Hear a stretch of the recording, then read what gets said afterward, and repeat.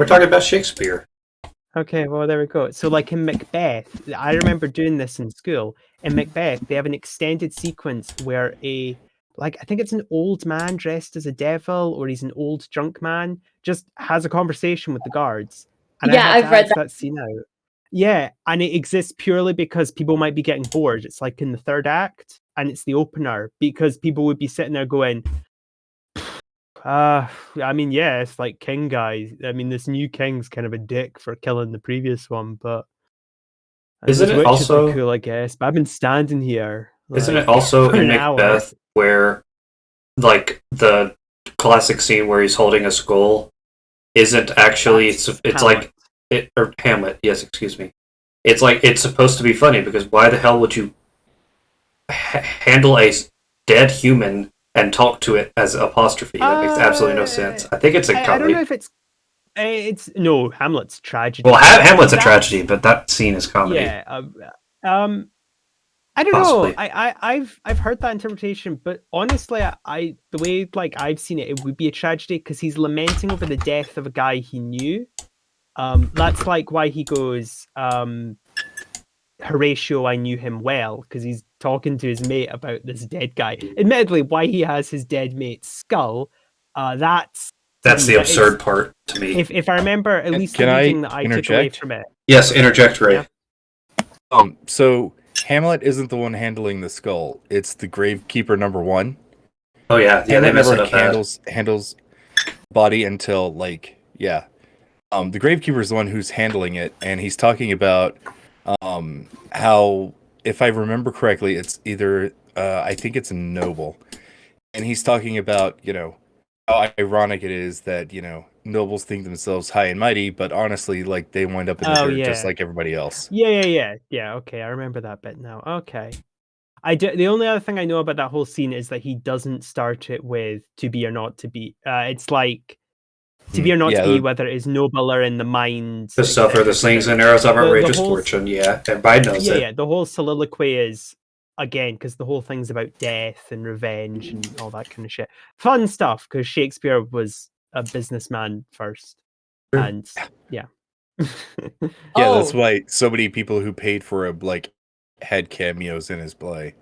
Yeah, and why, it's kind of obvious, like, Macbeth, there's a Scottish king in power now. Maybe I should make a play about how it's a bad idea to kill a Scottish king. Oh, how coincidental. Mm-hmm. Mm-hmm. Oh, look, the king likes me now. Yeah. Wow, isn't that crazy? It really is. Hi, everybody. Maybe if a British king comes into power next, I'll make a play about a British king. Bill Gates is not going to be next king. I'm just saying it right now. There are people shipping Bill Gates and the Queen, and I'm just saying Queen Elizabeth II. It's not going to happen. Everyone knows. Well, why? I don't know. People are weird. Everyone knows that Queen Elizabeth is going to marry Biden and finally unite the English colonies once more. Yeah, that's not how that works, Doug. I'm pretty sure it's how it works. It's me chuckling nervous. That's not how it works, right? That's not how it works, right? It's actually not. That's the whole thing with Prince Albert when he married Queen Victoria, because he was like, "Oh, I get to be king," and Parliament and her herself said, "No, no, that's hi, Jamie. Hey, Jamie, that's not how it works." And it's the same with Prince Philip, because Prince Philip came from the Greek royal family. He didn't become the owner of both Greece and England. He just became the Queen's consort, which is if hypothetically the President of the United States decided to marry the Queen, even though I'm fairly sure he's quite happily married, is he not? He is, yes. Yeah. Well, they say. I mean, who knows? Yeah, he would likely have to give up his position as your commander-in-chief, and he would be the Queen's consort. You can't. No. It's a big. She would give up her position. Yeah, right. You take the woman's last name. Interest. Patriarchy. Jamie. No, that would not happen. That's a question let's not get into, because that answers the ultimate question. Who is more important, being the monarch of Britain or the I thought the ultimate question was, is a hot dog a sandwich? The answer to that question Hi, everybody. is... Welcome to the campaign wrap-up. Yes, hi, everybody. Wait. I found someone who did a poll on YouTube asking if a hot dog was a sandwich. Oh no. So anyways, No, Yeah, I'm on D&D. YouTube. I I did tried. that. We tried. Welcome to 5th edition D&D. We're here to wrap up whatever the hell we're doing. Yeah. I'm a dog. I would like What's to up, say doll? to remove myself from this. Doug gave me free license, and I did warn against it. So that's me. Yeah, we're just chatting. We're chilling. Excuses. Today we are going to do a wrap up reunion. Where are they now? Sort of episode where we just chat about the campaign and just see what kind of questions people had for me maybe for other players. For if you've ever watched The Adventure Zone, this is sort of a the Adventure Zone, except we don't really have an audience to field questions from. Oh, So, yeah. Well, I mean, it's a nice way to wrap it up. Like, yeah, I think so. I know that in like non-streamed things, like we would talk like at the end of something, like how it went, like on other stuff I do, like, yeah, that's what we do, because it's cathartic. It kind of gets all that pent up energy from a finale out of your system. Yeah, it was good. So, I guess we'll start off the top by introducing. I'm Doug. I'm the DM. Rick, who are you? Hi, I'm Rick. My pronouns are he, him. I play as the two characters, Tyrael, a human fighter who multi-class into not paladin, into cleric. I'm not going into the reason for that right now, for the multi-classing. And I also play as Sir Gruff the Gruffus, a paladin dog. A good boy. Yep. Hey, Jem. Hi, Jim. Hi. I'm Jem. I use she, they pronouns. I have played at least 3 characters in this campaign, and I was actually racking my brain to think if I did more. I'm pretty sure I haven't, but I did have Bet's character sheet as a background, like extra option, I guess. So I played as Belle, Delilah, and Nyx. Harry Potter is Nox, Nyx is Knight. Got it. Check your rolling. Ugh. Yeah, Agreed. so I switched around a lot. It was really fun. I will probably go into detail when I actually get asked things, but that's a little overview of them. Cool. Jamie, hi. Hello. Can you hear me okay? Because I'm on. I could Nope. hear you okay until you said the word on and then you cut out. I'm going to come back to you. Alder, hi. Or Nye. Hi. Wait. Rather. Yeah. Don't ask. Hi. Hello. Oh. My computer's booting. Oh, Jamie, you're No, back. Hi, Jamie. Yes, ish. My name Okay, is Jamie Jamie. goes before me. Yes. Hello. All right.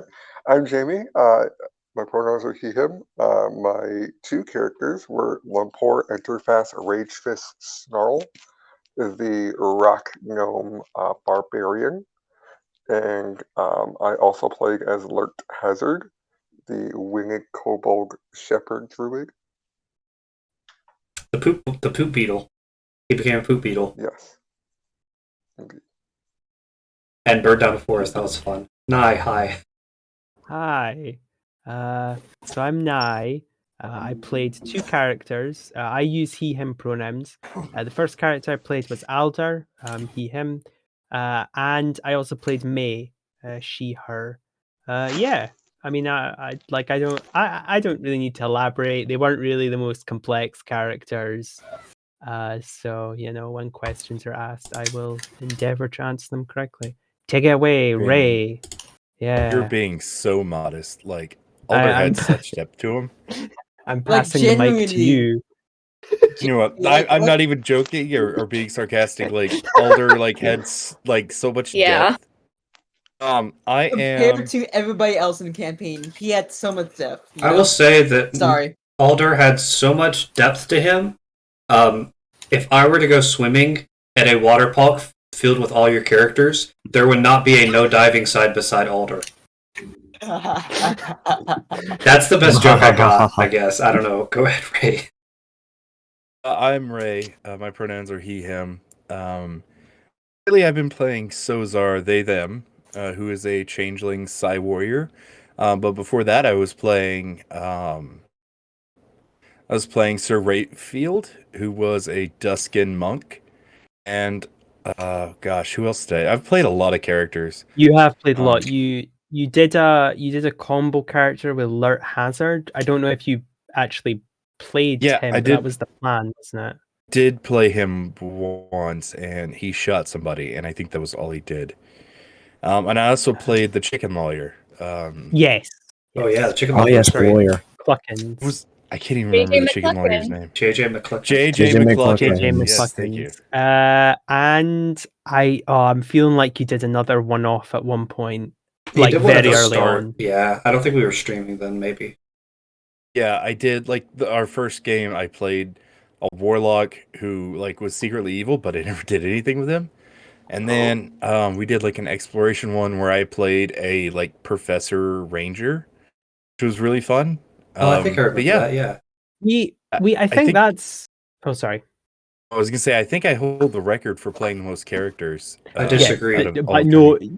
easily. What I was going to say was, Doug, obviously once Hellbeat gets his goal, I'm sorry, Hellbeat, I'm going to give you the mic in a minute. I took it back off Ray. Don't ask questions.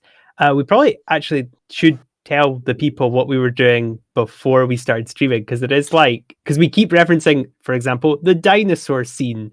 And, Yeah, I can do that. But yes. Yeah, sorry, that, that was never streamed. Yeah. No, it was not. There's quite a few things that we didn't stream that we reference constantly.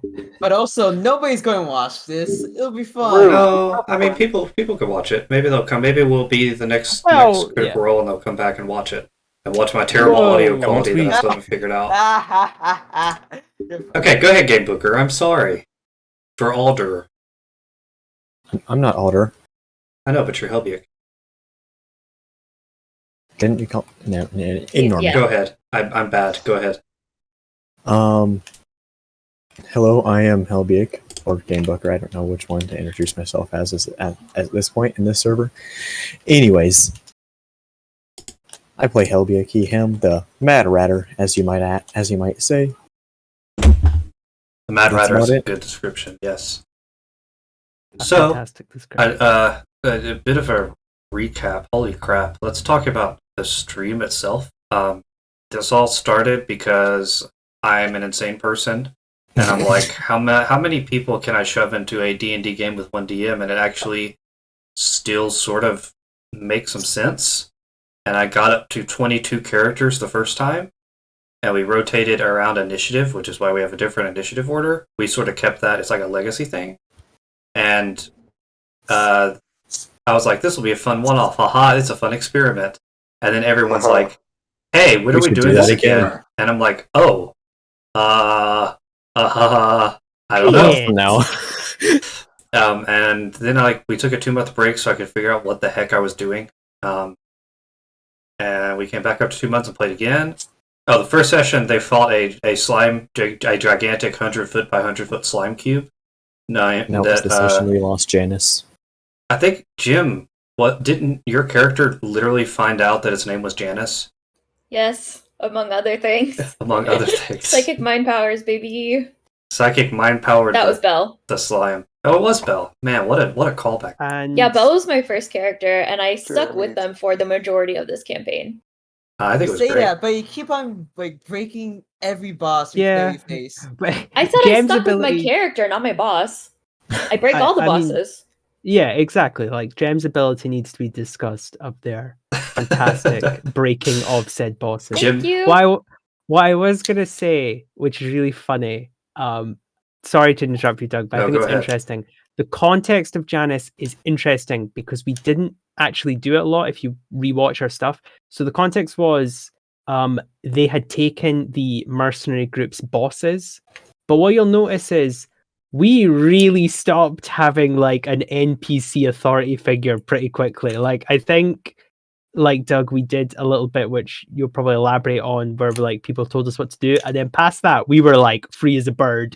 Like yeah, we have bosses, quickly. but yeah. I find it funny though. It was interesting. Yeah, the rationale, like I realized halfway through that putting you guys in a box where you're told what to do isn't very fun for you guys. I'm like, oh crap, I just need to let them do whatever they want to do. Well, it's numbers as well. Like at a certain point, it's like, oh Jesus, I'm trying to explain to 7-8 people, which is still a lot for a D&D session. Like Yeah, like, because I always think if I have like 3-4 people, like there'll be like an NPC that they can just ask questions. But when you have 7 people like interrogating one NPC, it's like, oh god. It could get pretty crazy pretty fast. Exactly. But that's fun when we do that as well. Mhm. They're like, Jesus Christ. Okay, you yes.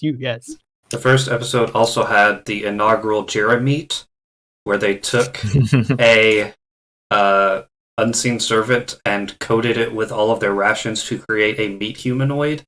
And Janice tried to eat Jeremy, so Jeremy lived and died in one episode.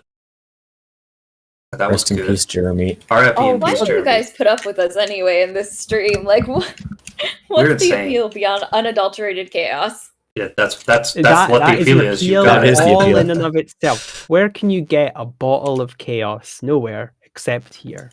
Oh, And I that's a guess- lie. I know a bunch of places with chaos. It's called Children. Yeah, Chuck E. Cheese. Just pick one up. If you don't take Don't take pick kids. don't pick up children. Don't take Unless, other unless people's it's children. your own kid. Unless it's Yes, your only take child, your- then you yes, probably only should take at your some own point child. pick them up. Yeah. Yeah. At least once. Yeah. The next episode, I believe, if I'm not mistaken, was the dinosaur episode. Yep. Sounds right. I had a randomizer that I found that gave me a bunch of Yes. adjectives, and the adjectives I got were gigantic, filled, and pregnant, or something Wait. like that.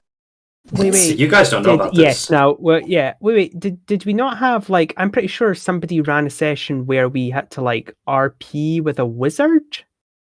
Was that not before? Because the wizard told us to get the mushrooms for the sickness was at the before. camp. Oh and stuff like yeah, before. yeah. We had an That exploration was before. session. There were 2. There was an exploration session, and there was context A because social session, yes. we never did this actually on the stream. We attempted because at this point we still had like way too many people to like have rotations on our fortnightly schedule between a role play session, like a social, hey, let's talk to this weird NPC, and exploration. And 2 problems came up. The obvious one is since we do this fortnightly, it meant that people were getting a D&D session every 4th week because it was kind of I don't know, I like, you know, it was just, hey, I want to do social stuff. Oh shit. Yeah, I also think it was I tried to schedule it so we didn't have all 22 people every session. We would have 11 and 11, and I think I ended up doing like 8 and 8 for a while, and then more as time progresses and life happens, more and more people dropped out. And well, it was an admirable attempt because you initially, I think, wanted to do combat stuff, like because it was obviously a one shot, and then we all said, "Oh, we'd love to do like exploration and social." Yeah. And I think that was your attempt, and as I say, an admirable one to try and satisfy a lot of people. But yeah, the format, you know, I played around with the format quite a bit. There were a few trial and Yeah. error, and I'm glad you guys stuck around for so long. Yeah. Another FYI is that Yeah, I had fun. I had talked to Ray once, but literally everybody else I'd never interfaced with whatsoever. And this is all just like, hey, I'm going to play a game between 2 people. Let's see how many. If do you want to play that? And everyone was like, yeah, that's fun. That advertised on Twitter. Yeah, I actually I found that you did the D&D club for kids, and I sent you a free supplement. Yeah, okay. I forgot about that. Thank you. Yeah. Yeah, no problem. Rude. That was a really there's a story there between me and Ray, but I'll wait until later because Yeah. it's funny. Yeah, but we'll get there later. Yes. So the wizard. I don't know. There's some Doug. Who did the wizard one? Because was it Jamie or was it someone else? It was me. well. It was Oh, Ray. was it you? Yeah, I'm sorry, Ray. As I said, No, back it's then cool. it's all easy.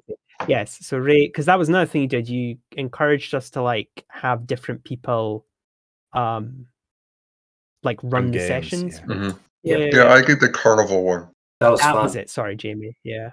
Yeah. So Yeah, after totally fun. Ray had a wizard come in and was like, "Hey, we need to find some magic mushrooms," and Yes. we found some magic mushrooms, and then we went on to fight a giant pregnant T-Rex with velociraptors in its belly. Zombie And pregnant. I have to admit, I was not expecting the velociraptors. yes, Yeah. that was It great. Yeah, a little behind the scenes on that. Whenever I was coming up with the plot of the social or exploration, whichever one I was doing, I think it was social. But yeah, Doug was like, "Okay, yeah, you can do whatever you want as long as it's not like too extensive combat-wise. Also, here's what's coming along for the actual campaign. Here's our big fight." And I'm like, "Oh, that's evil." And he's like, "Yeah, don't tell anybody." And I'm like, "Oh, I'll keep that secret then." There was also a great bit where Alter, who was very much basically just chaotic evil or lawful evil threat, like was saying, "Oh, we could just bash the wizard on the head and kidnap him." And Ray said afterwards, like, "Oh God, I was really hoping you didn't, because I had not planned combat." Yeah. And I was like, "Oh, sorry, man, I didn't know." Behind the scenes, yeah, Alder or Elbeek, you have doggos. Ah, yes, thank you for. I do I'm- have doggers. I'm drawing attention to your shame. What do you No know, shame in Shane? dogs. Those dogs Yeah. are amazing. The dogs They're are both amazing. good Yeah, beautiful boys. creatures. Dogs are not shame. Dogs- Shame DM. No No. animal Anyway. is a shame. Anyway, It's true. Animals are great. T-Rex. Yeah. I'm now going to send the- a picture of my dog. Oh God, I was trying. Yay. Yay! Try to deflect from the T-Rex story. Behind the scenes, Alder, we were trying to figure out how story was going to work, and a few of the people sent us questions, or I asked, like, Aw. you know, who wants to put some backstory into it, and Alder and I were talking about how we could incorporate some sort of backstory, and I basically just the next session, not the dinosaur session, but the next session sort of force fed him some story, and we just kind of roll with it, and that's how the Yes. overarching story just kind of came about. So, dinosaur session, a giant pregnant T-Rex, undead T-Rex that I might add, burst from nothing. I have weird ambient From, like, desktop it- audio. What is going on? Yeah, I can hear that. It just burst out from a tree trunk. And now it's gone. It must have been one of you guys. Yeah, it burst out from a tree trunk and tried to attack you all when you walked up to it, and it was the joke that Nye got immediately swallowed by it. Right. There's something that gets missed in this joke, right? Is that Rick, and I'm fairly sure it was Rick, it might have been someone else, who was playing a cleric, beamed this dinosaur. It That was someone else. Gorm. That was It was Gorm. Gorm, Yeah. right. Gorm beamed this dinosaur with one of the most insane guiding bolts ever. Like, practically all of them were like crits or something. Oh yeah, it was like Yeah. a 2% And- chance of getting that high or something like that. Oh yeah, it was insane. Like, we were just like, holy shit. And then when it's the dinosaur's turn, it turns to look at who did it. But Gorm, being a very clever chap, also I think he was playing a centaur character, because he nipped out of there, just zip, was away, right? Mhm. And who was standing there, Gormless, was Alder. So Doug, in a moment of poetic, I don't know why it's poetic justice, because I hadn't done anything wrong, just had the T-Rex come up and eat me. I remember, like, in character, I was playing Tyrael, just being insanely just frustrated because I was playing as a fighter, right? And I'm like, oh yeah, I'm going take for the team. And I just see Adler fucking get swallowed up by this T-Rex. It's just like, what the fuck? Side note, I think I had, like, I tried to charm the velociraptors, and the immediate threat there was one was charmed and one was not. And the one that was not, I thought was going to get me, but the T-Rex solved that problem quite adequately. Yeah. My favorite And part I was solved that. that go ahead. problem. And then I was about to say Yes, you Jim did, broke yeah. that encounter as well. They Yes. broke the Janice encounter by talking to it, and then they immediately broke this encounter. Did you cast command or Also talking to it. Yeah. I think it was suggestion, actually. I don't think I would have had command, but I just said stop hurting us or something, and it worked. yeah. Great. Well, yeah. My favorite part was that Alder landing right next to Lumpor. And Lumpor was like, that was sweet! And then smash the T-Rock with the Yes, dialects. the exact sequence of events, and this is gonna be burned into my fucking D&D subconscious. Bitten, not just swallowed, it bit me in two, swallowed me. I got pre-digested by its fucking stomach acids. It's undead, so I got cursed, so I was blinded. And then, because they'd been beating the shit out of it, and there was a panic that my character would die, I think Doug put the narrative that like they would have punched a hole through it, but since it's undead, that wouldn't have caused any harm. So I slip and slide. I think the hull became of the raptors bursting from its right, okay. from its tum-tum. Yeah, so I was birthed and slimy and disgusting, and nobody wanted to go near me. And then, as Jamie so eloquently pointed out, literally as soon as it got the chance, it decided to squish me into the ground like a cigarette butt. And it was only Jem stepping in to save me. Also, was it Jamie, your barbarian, actually did a lot of help. I said that at the time, and we had someone else also playing that type of barbarian, and literally you two kept me alive because like you were like helping with the damage. Had like double disadvantage thing. Yeah, it had disadvantage on attacking other people, and other people had resistance against its damage. Oh man, yeah, that was a nasty combo. Yeah. So it was Ancestors. Yeah. Then, but as I said, I would have definitely been dead if Jem hadn't have like sorted out in that moment, because even with those resistances, I was like very, very close to death. Its foot was very sore. And that was the first of Atlas 6 close calls. Yeah, well, most of them are on stream now. So Alder then Jim got a reputation for all of their characters breaking my counters, and then nice character Alder got a reputation for being swallowed by everything for absolutely no reason. No, I got a reputation for almost dying. I almost died from falling down the hill. Yeah, the waffle guy picked up Lumpor, and Lumpor was like, I'm not a warlock. Speaking of that session, we had another we had another roleplay / exploration session where the stump burst into shadow and swallowed them all up, and and I was down there with Gorm. Gorm DM'd that session, and no, he didn't. He didn't. Did he? No. It was you. Wait. It was you. And he did mine when we went into the Shadow Labyrinth, and there was the egg guy, and I hogtied a hag, thus breaking that one. So there were two. Yeah, I forgot about that. So one was you. We did a lot in the early times, especially. With the crows, there was a lot going on. Yeah. So I had a roleplay session with there were some crows in the Shadowfell that talked to all of them, and instead of requesting payment for passage, they requested knowledge from the overworld, and that's where the meme of little Joey always peeing himself was his secret. Oh yeah, because we had Penguini, was it? Yeah, Joey Penguini was Gorm's character. Gorm was that, yeah, okay, sure. And he had a goblin entourage.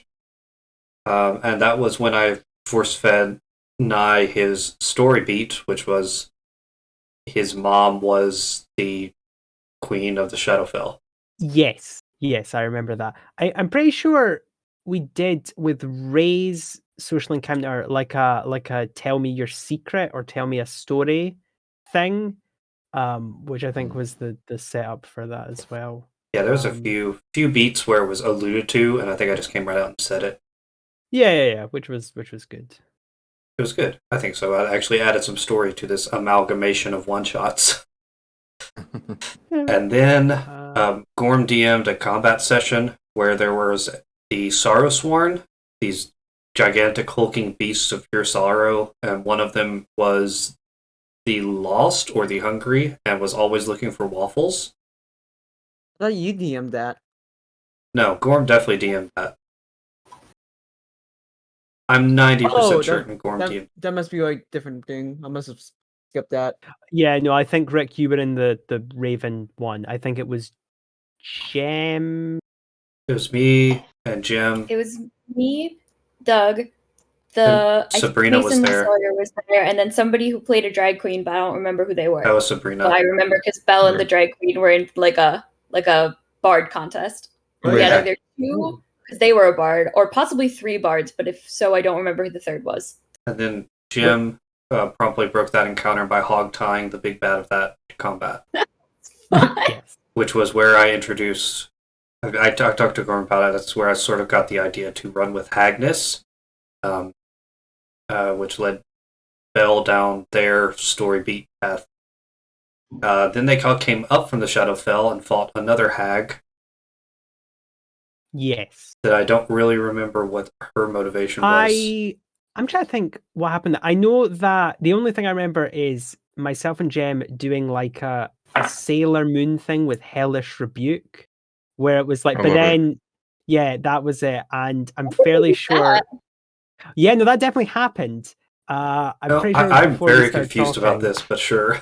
No, seriously, I remember this very distinctly because it was the first time I probably talked with Jem, but also because Doug, I remember thinking this guy's pretty swell because we hadn't been attacked, and Hellish Rebuke is specifically you have to be attacked. It's a Hellish Rebuke to taking damage, but we hadn't. But we'd done a shit ton of damage, and I was like, oh man, we're gonna have that all rolled off because it couldn't have happened. But you were like, nah, Right. fuck it, we'll just do it. Yeah, I was doing Rule of Cool.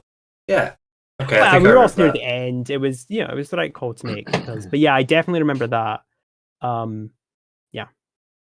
Then we got I remember a lot of things. lost realizing. in Jamie's carnival, which was Yay. fantastic. Thank you. The Gobliniacs. I love the Gobliniacs. The Gobliniacs. They were fun. So I'm a little bit disappointed.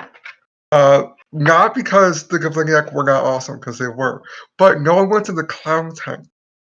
And Oh, what did you have there? so the clown Exactly. tent had a bugbear dressed as a clown. And Oh, there was a little boy who was lost named Georgie. And he was looking for his brother Billy. And the clown being a bugbear was kind of creepy and scary. But he legitimately was just trying to find this kid's brother for him. I just thought it was a fun little thing. oh. No, that was But no, interesting. the That's cool. Gobliniacs are cool. And like, Yeah.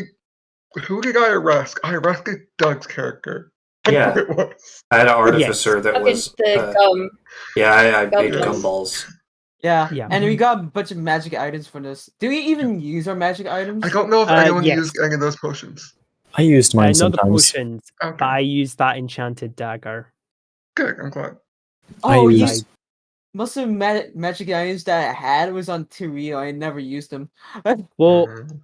again, I actually- specifically the I can- memory, the Gobliniacs asks us to do like shows and stuff, Mhm. and the exact sequence of events are a little bit fuzzy. I think, Doug, you were not engaging with it. I think you were trying to steal something, hence the guards. I think Gorm and I's characters were trying to steal something, yeah. Yes. But basically, this is how Gem got their title of being the caretaker of the group because because that had gone off the rails a little bit, and it was like Gem was like keeping us a bit focused, like, okay, we've got to do this contest, guys. Who's going to do it? Doug and Gorm are like, let's steal this thing. That was fun. I Rick's remember like, Rick is kind of with a bit of it was very fun. It just was interesting. But I remember the reason I got the dagger was because I crit failed on a stand-up routine for performance. Yes, you did. And just spewed Yeah, I my remember guts that. to the crowd. Oh, just like about real how life. miserable I was. And they hated it. They threw rotten tomatoes at me, which, and then I walked over coated in rotten tomato and said, can I please have the magic dagger? And there was the towel, and you got a complimentary towel, didn't you? Am I crazy? No, I didn't. He got cleaned up or something. And then I know Belle was doing an acrobatic routine, and Yeah, the that tightrope. also the tightrope broke. I did and terribly, yeah. I rolled really badly. It got the shame got lifted on the Gobliniacs, and the Gobliniacs started like crying and like it was funny. Yeah, Belle and actually used to be a circus performer. This was very humiliating because they wanted to show up this other circus. And yeah, I just rolled for shit, so Belle was very humiliated, but it's fine. And yeah, then they stopped being the consummate performer so much as somehow the parent / sheriff / we're going to keep you all in line and hopefully not get killed of the group, which was not something I nor they would have planned for. Yeah, I mean, I might have, because that's how I in real life get assigned a lot, but I remember in that session I described our group dynamic as like Doug and Gorm as like little children, Tyrio as like a teenager, and like Adler and Belle as like the adults. But like Adler's like the tired like father who's like, I can't do this anymore. Alder was like, "Oh, for fuck's sake, we're not stealing something. I mean, it's not feasible." And Belle prove was you just wrong. like, the hands on, guys, please. We just had to get through this, like a soccer mom. It was know? great. Which, yeah, I think so insulted. yeah, it was should be. it was weird. That I think as show- well. No, And go ahead. that's where our session ended, and then we started streaming afterwards after this one. No, Well, there- that was there our wasn't first stream interest- session, but the audio was garbage, so I didn't actually Oh, end up was it? posting Because it. we Yeah. did a quiz, Oh yeah, we had a quiz in between. and that that was our not second streamed, session. was it? That was our second session. Game That show was. was really I had- early. I had forgotten about the game show. Yeah, Yeah. the game show. I mind like a steel trap. The game show again. The reason I remember this is because, and I want to say Ray, but it may have been someone else, maybe Helbiak. But I had been doing really shit. I was at the bottom of the rungs of the quiz. I finally managed to squirrel some points away, and I halved my score with someone else who had 0 points. And I just remember how that was a really nice feeling, because we just started buddying up. But for the life of me, I cannot remember who it was, and that makes me kind of miserable now.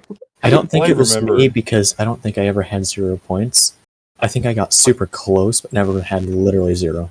I remember I split like my entire point pool to like the rest of y'all in that game. Yes, I remember that. That was cool. I remember, like, I was doing terrible in the game show, and then we got onto the comics category, and I just stopped. Oh yeah, Oh, and then you just started to win. Maybe it was like Gorm, or maybe Maybe it was someone that Oh, no, maybe left it- pretty early, because I remember I think that was like Yeah. honestly the second. It wasn't Sure. me. I started off doing well, and then I stopped doing well, and that was frustrating. That's fair. Yeah. I do The only hope to section have I was another. good in that game was like the gaming section because I'm a hardcore gamer. what Mhm. for context why I Yes, failed. we and I know game this here. I know it sounds like an excuse. I didn't, because you were doing Jeopardy, weren't you? It was Jeopardy Yeah. style, yeah. Yeah, I had never, and I've still never seen a single episode of Jeopardy. I didn't understand how the rules worked, but They play it in schools here. Yeah. I've never Ah. done Jeopardy either, but that's how they get you to study for tests when Mhm. oh really? they want you to be like Yep. enthusiastic. Yeah, teachers design Jeopardy games. Yeah. Oh, It's weird. fascinating. I And remember then my like- German teacher did that in her class, and I just played the Jeopardy theme over it when we were What? reading. That was Auf pretty Deutsch sick. or English? No. Ooh, The theme in that Frau, No. the one was off Deutsch. I tried, I failed. Deutsch means Jetzt seid German. traurig. It means a Dutch, but good try. Nein. Das ist Right. actually Dutch in German is called Niederländisch. What? Yeah. Really?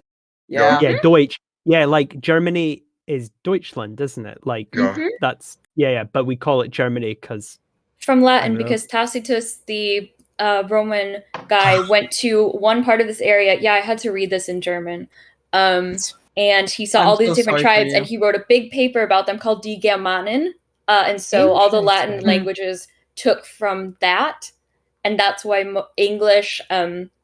Somehow, most of the Latin languages actually called German Alemannia or Allemand. Italian is Tedesco. Don't know where that one came from.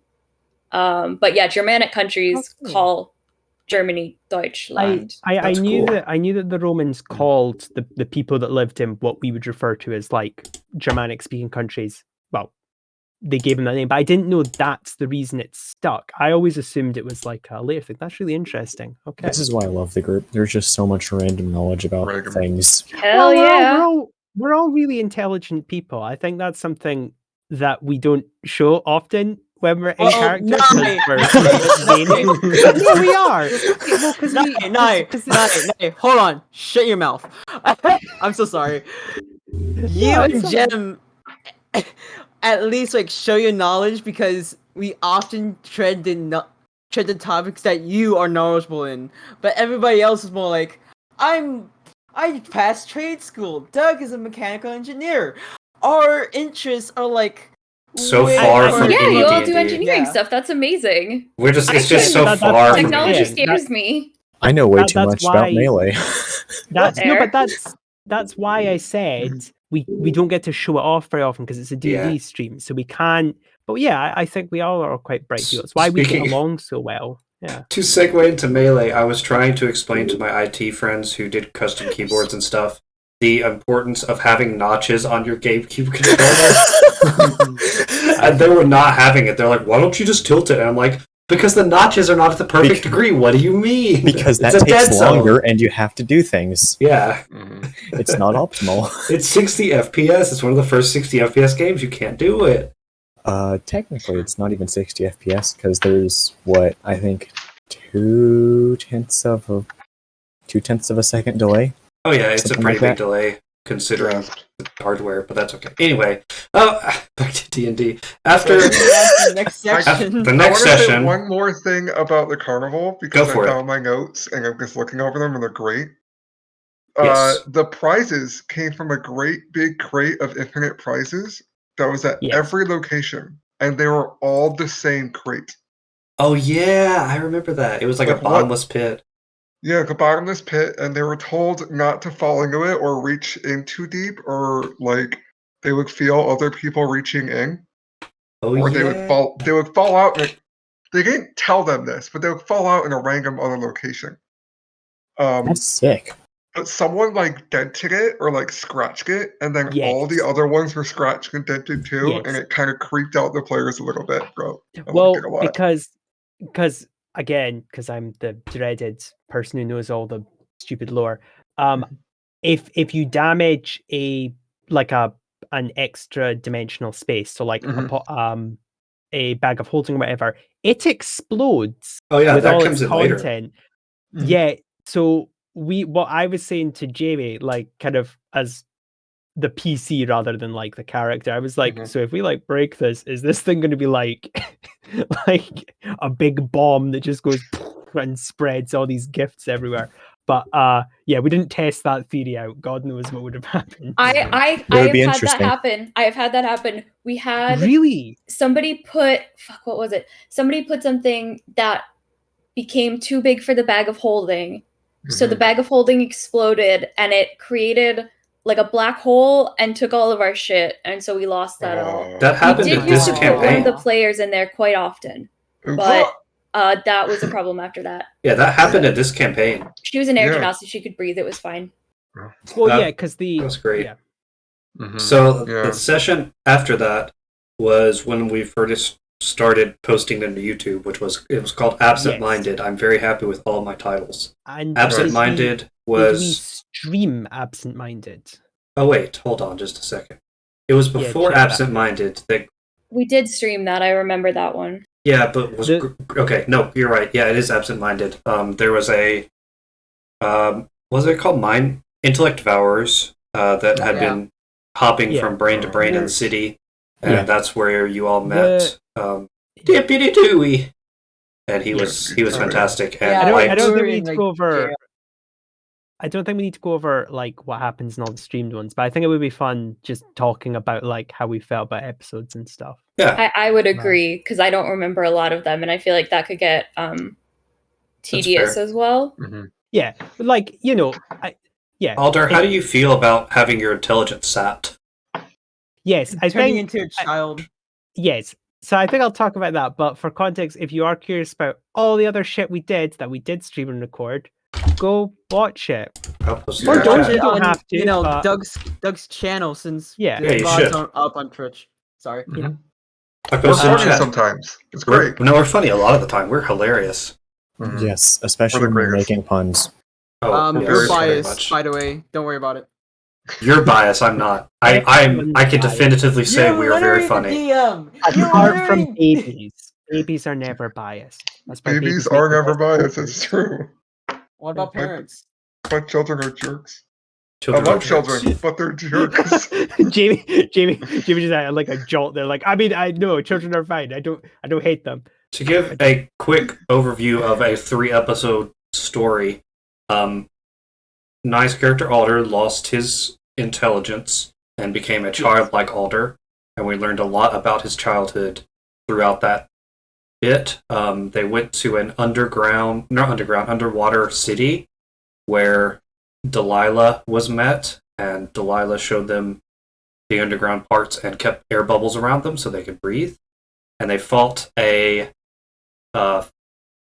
fantastically designed, if I do say so myself, Hangman's gallows, where it turned into a giant monster and tried to swallow them up, where Alder, or not May. Alder, but May, Nye's because other that was where character, got May was swallowed. introduced, and May was May turned out to be more of a detriment to the group's safety than Alder.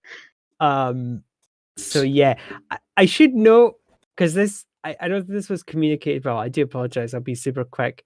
At the time, I didn't know how stat loss worked. So I presumed that as soon as like an hour had passed, I'd returned to normal. So I thought, I'll try this weird thing. This is weird. This is interesting. Because to me, I don't like the concept of a character like becoming stupid or something. I feel that's kind of unfair. So I thought, oh, maybe it's taken memories. You could argue intelligence is based on the previous knowledge that we have. I know that's kind of more wisdom, but semantics. No, it's good. I like it. But then Doug goes, nope, it's not how it works. You have to kill the mind flayer or like get a remove curse. And I was like, well, fuck. And I think you could hear in the stream me realize that, like, oh. So I have some fun facts about that as well. So originally, I think I posted something about Delilah. She was an OC of mine in a TikTok tag, actually. Oh, yeah. I think I posted a picture of her because she was one of my favorite cosplays. And Doug asked if he could use her as an NPC because she was an empath who used a wheelchair. And my joke was that she was an empath who couldn't control her own emotions, but was very good at other people and like other people's emotions, reading them and things like that. So he asked if he could use her and also have her talk to animals. And so I said yes. And he had a great time playing her. And then when Nye became May, I also decided that it would be really, really fun to just play Delilah because I loved playing Delilah. The tag that I had her in was not going anymore. And I just loved her. And playing her was so much fun because I usually play very serious characters, responsible characters. And with Delilah, as I told the group once, I would just open my mouth and whatever came out would come out. She would talk a lot. Also, she was super powerful as a mind, like a psi-sonic sorcerer who could talk to animals and also read people's emotions. Like, really powerful. It was really fun. Also, having a wheelchair character was great. Wheelchair using characters, always fun. But yeah, she was such a relaxing character to play, and I don't want to see her go, so I'm sure I'll incorporate her into something. But she was now that Belle is great, and Nyx was also great, but Delilah is like, I love her.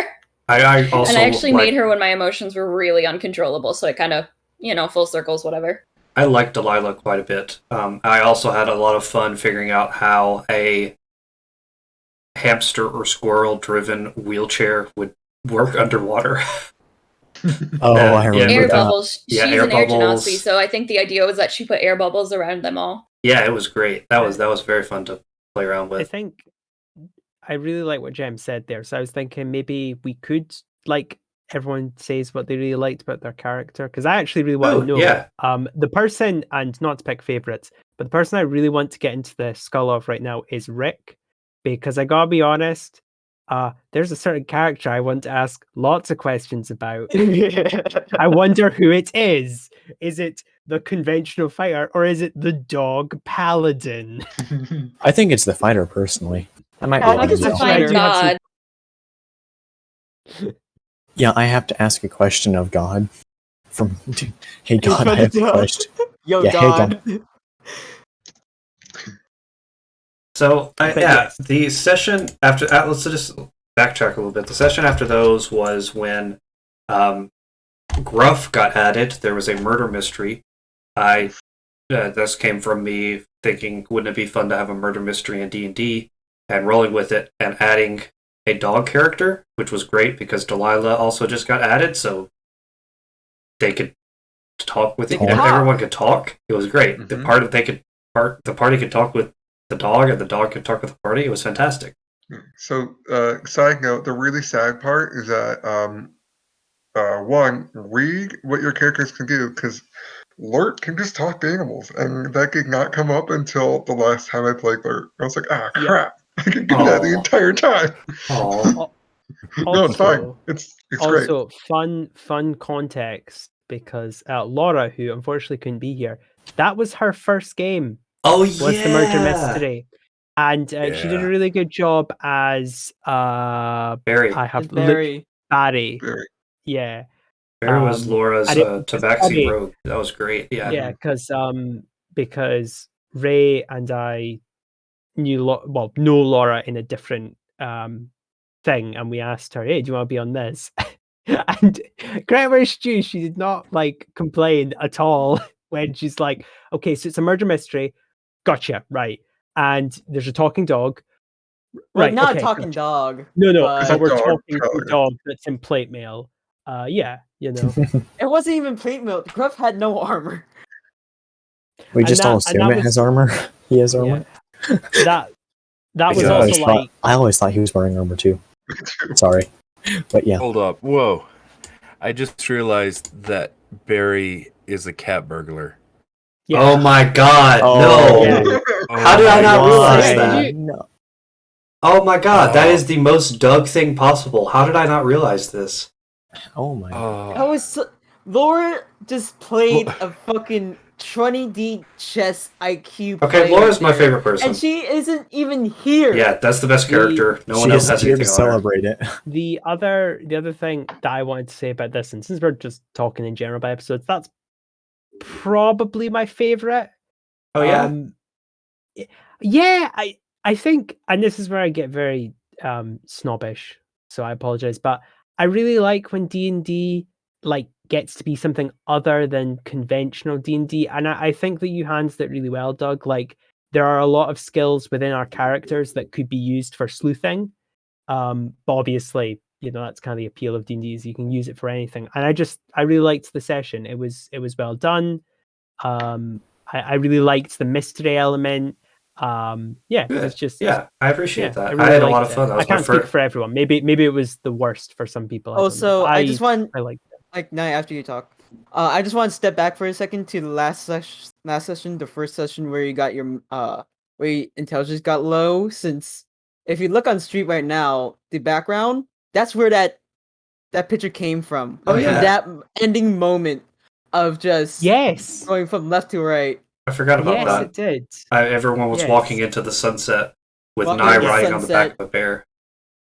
Yep. And just that like was the- on the right, you just see Rio just pointing a middle finger at everybody Yeah, else. flipping us off. Well, you Wasn't- were very upset. I feel like your character with having to babysit. I think. I think I Tyrio. remember- No. Tyrio was like extremely uncomfortable because it's just like, what happened to like Adler? Oh, right, okay. Tyrio multi-class and declared because he just saw Adler just like, get slaughtered and he just felt really guilty that he couldn't like help him in Oh, that. really? Yeah. Wow. Oh, I holy didn't know shit. that. Okay, I didn't know that. Yeah, Wow, I never said okay. it to anybody. Maybe I should have. That's great, honestly. Yeah, that's cool. And Delilah tried. So Delilah is the one on the tightrope, and they were Nope, trying that's to Belle. cheer. Nope, Yeah. is that Belle? Sorry, mixing the names. But that was also the but yeah. first episode where Alder. That's where Helbiak obtained the rats. Yeah. Yes, that was- Yes. Helbiak. And where All I of became the the rats. sheriff. Oh my And I gosh! got very protective of Alder because he was like a child and it was weird. What an And inaugural Alder episode! knighted you with the Hell yeah. everything with about the that episode bloody was dagger. normal. Yeah, it was And crazy. then we're skipping ahead a bit, but in the court trial, I quietly said, "By the way, I have the bloodied dagger on my person." In the court. Wow. But yes, ahead of ourselves. Yeah. So let's go back to the questions. Gruff. Alder has questions. Nye, ask your questions to Gruff. Let's talk about characters. Well, no, I was just saying I felt like going through each episode's a little bit redundant since people can watch them. So I thought maybe this is where we transition into like just kind of a, hey, here's a person talking about their experiences, who wants to throw questions. And I wanted to start with Rick because because Rick's at the top, and starting with you, Doug, would be like a bit too much because you obviously had a lot more like knowledge, shtick, lots of levers to pull. So I just want to start with Rick. Ahead. But yeah. But so who has stuff they want to ask Rick? I guess I have stuff, but ask away. The floor is yours. Yeah. What was it like playing a dog? Yeah. Fucking amazing. So basically, was it rough? You could say it was.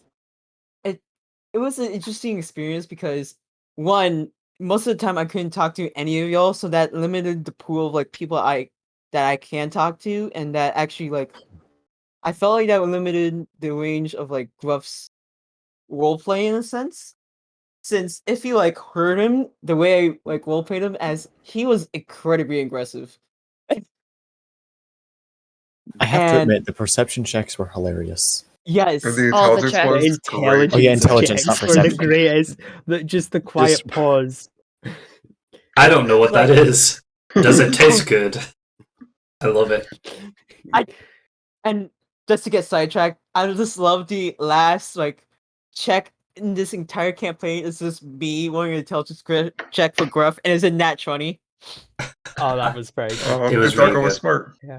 I would like to say that regarding Gruff, I did not know what I was doing with giving Gruff an imaginary friend that only he could see, but I wanted it to go somewhere, and there. it never did.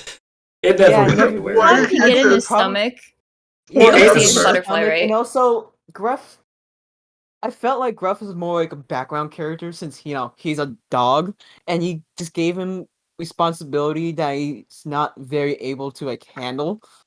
Since it's just like, oh yeah, can you take me down to the underworld, bro? I'm just a dog. It was what am I an supposed to do with this? Not every experiment has to pan out.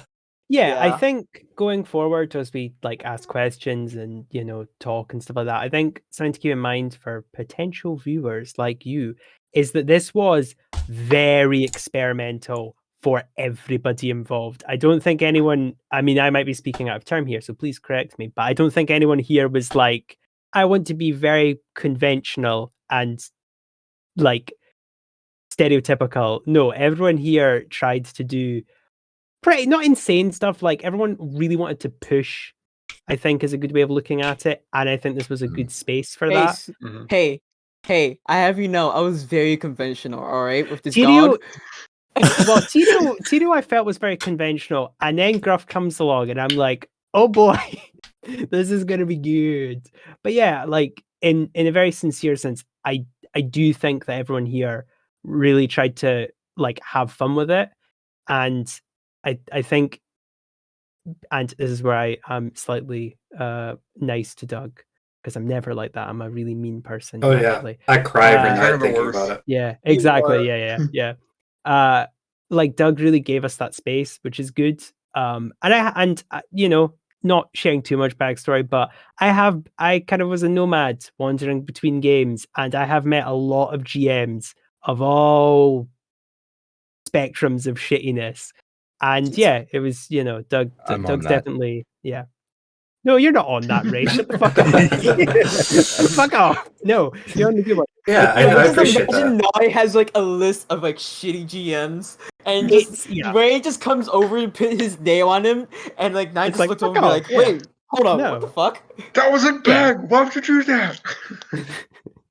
Yeah, it's so just going forward, if you're like, this feels really weird and experimental and it didn't pan out. Yeah, and that was a lot of the fun of it. I think we've all definitely grown skills in playing make believe. Yeah, I think I so as think well. it really helps that we didn't expect this to be like super serious. Super Just serious. like Yeah, I encourage you all to be we were all experimental. trying to have fun. Exactly. that's something I loved about Doug's DMing style is like you could go to Doug and just be like, "Hey, I've been kicking around this idea," and Doug would either say, "Yeah, that's fine," or "Yeah, that's great. Let's improve upon it." Or like Case in someone walking point- up to you and saying, "I would like to play a dog, please." I was gonna say, case in point, we have Gruff multiple and times. Yeah. the other race that you made for me that was the Oh, the Wondrous Goblinotar. Marvel, the Goblinotar. I love the Loved Goblinotar. playing I the miss character. him. I would like I to miss him. segue into Goblinotar land. I Yeah. had a storyline in my head for Gorm of asphyxiation with Lil C to have Lil C's uncle was named Joey. So, or not Lil C. Lil Joey was named after his uncle Joey, not after Joey Pinguini. And Oh. Joey, the Uncle Joey, was going to be related to the Goblinotar, but the Goblinotar never showed up again, so I felt like it was a moot point. So I transitioned for that and shifted it into Lumpor and Helbiak ended up Yay. being brothers. So let's talk about that. How did you how I think I did it pretty well or blindsided both of you with that. Yes, Yes, I did not see it coming, but I thought it was really cool. I did not either. Who did? Oh, one. So Oh, I think Doug did. Well, I No, did. I mean, yeah, that's fair. obviously. I mean, like we were the only two rock gnomes, and go like, it's like, oh, whatever, it's just two rock gnomes. Like, no, you're actually related, and also family drama. And also, also- the exact same session, about 10 minutes after that, I'm like, hey, he blows himself up. Yeah, also your dad dies. We're like, oh shit. Yeah, that was a roller coaster. So I go, episode. were It was a roller coaster. Were we like? Was our family like hunted by people? Like, who did the dad work for? The dad worked for the Raven Queen.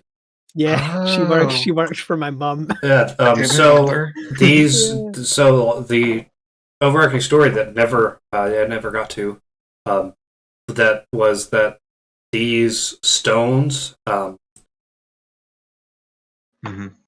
your dad was one of the cartographers to map where all of these stones are within the multiverse, and the Raven Queen was trying to get all the stones so that she could defeat the Deathmonger that caused the Death Curse, because she wanted to take over the Death Curse completely. Oh yeah, we forgot about that.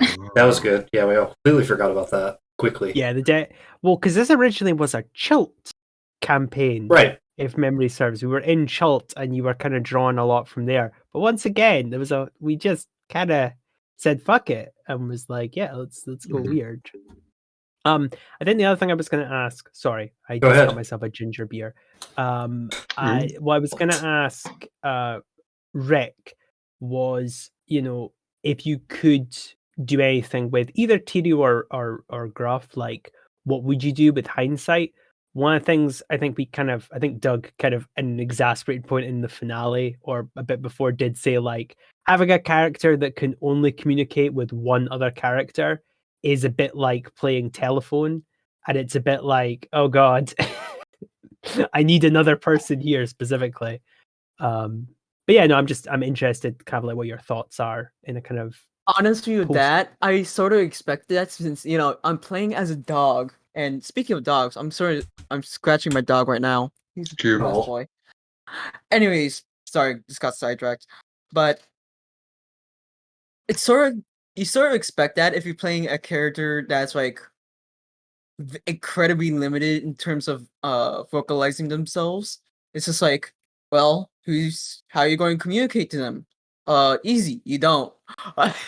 Or if you do it incredibly abstractly and hope everybody else rolls high in insight. It was an interesting struggle trying to get Gruff to save on his intelligence checks very, very frequently to figure out what was going on. I will say this. Gruff, the way I've seen Paladin statted out, the way Gruff was set up, I think is like probably the most believable of like statting. just because, like, I don't know, like high charisma and the high strength, I think, like suited the character well. Well, Yeah. that's the funny thing is, he doesn't even have high charisma. He has a 7 in What? charisma. No, this is a stat block from like the Mastiff. Oh, okay. Well, never mind. Forget what I said.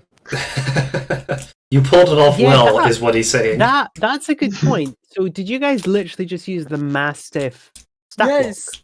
block? I honestly to God thought that Rick wanted to play a dog for one session. And that was it. Speaking of Rick and Tyrio, I never revealed the plot point that I laid whenever Oh, the Lil shield. C got kidnapped. Mm-hmm. The Lil shield C. was Lil C. Or Lil Joey. I don't know why I keep saying Lil C. Oh, really? Yeah, the shield was a Holy polymorphed Lil Joey that no one that was just like took off. Tyrio took off, and I'm like, oh, okay. Oh no. Well, no, Tyrio like took him with him. Yeah, but I but had when- literally a hit point counter in my notes to where after it took 50 hit, the shield took 50 hit points worth of damage, it would pop out into Lil Joey. Wasn't Alter looking for little Joey? Yes, I was. I went on a fucking quest for the. with Tyrio. Go Tyrio right away. Great. So I just had to fucking. Oh, speaking Material of Tyrio, went to go kill like, the what- Mind Flayer. Yeah. I Yeah, was expecting him to die. I thought he got killed off. I do want to ask everyone else questions. I was a bit curious what Tyrio's deal was, because I was always like, out of all the characters that I roleplayed with, Tyrio was always the one I was like, I have no idea how to interact with this individual. Just so I'm kind of curious to get in a bit like pick your brain on him, like what was your ideas with him and stuff like that. So funny thing. So this was my like first campaign that I played after a year of not playing, because every time that I try to play with my friends, you know, life happens and shit. So it's just like, well, shit. How do I play D&D? So roll up a human fighter. roll up a human fighter, be a basic bitch. Makes I'm a sense. mercenary. I hit shit. I hit shit with stick. That was basically like Tyrio's entire deal. And then when and then he sort of tried to got like more attached to like more people, and he just keeps on seeing Adler getting hurt. He's starting to get like a vendetta against that specific mind flayer. It's like, you fucking hurt my fucking crew, you son of a bitch.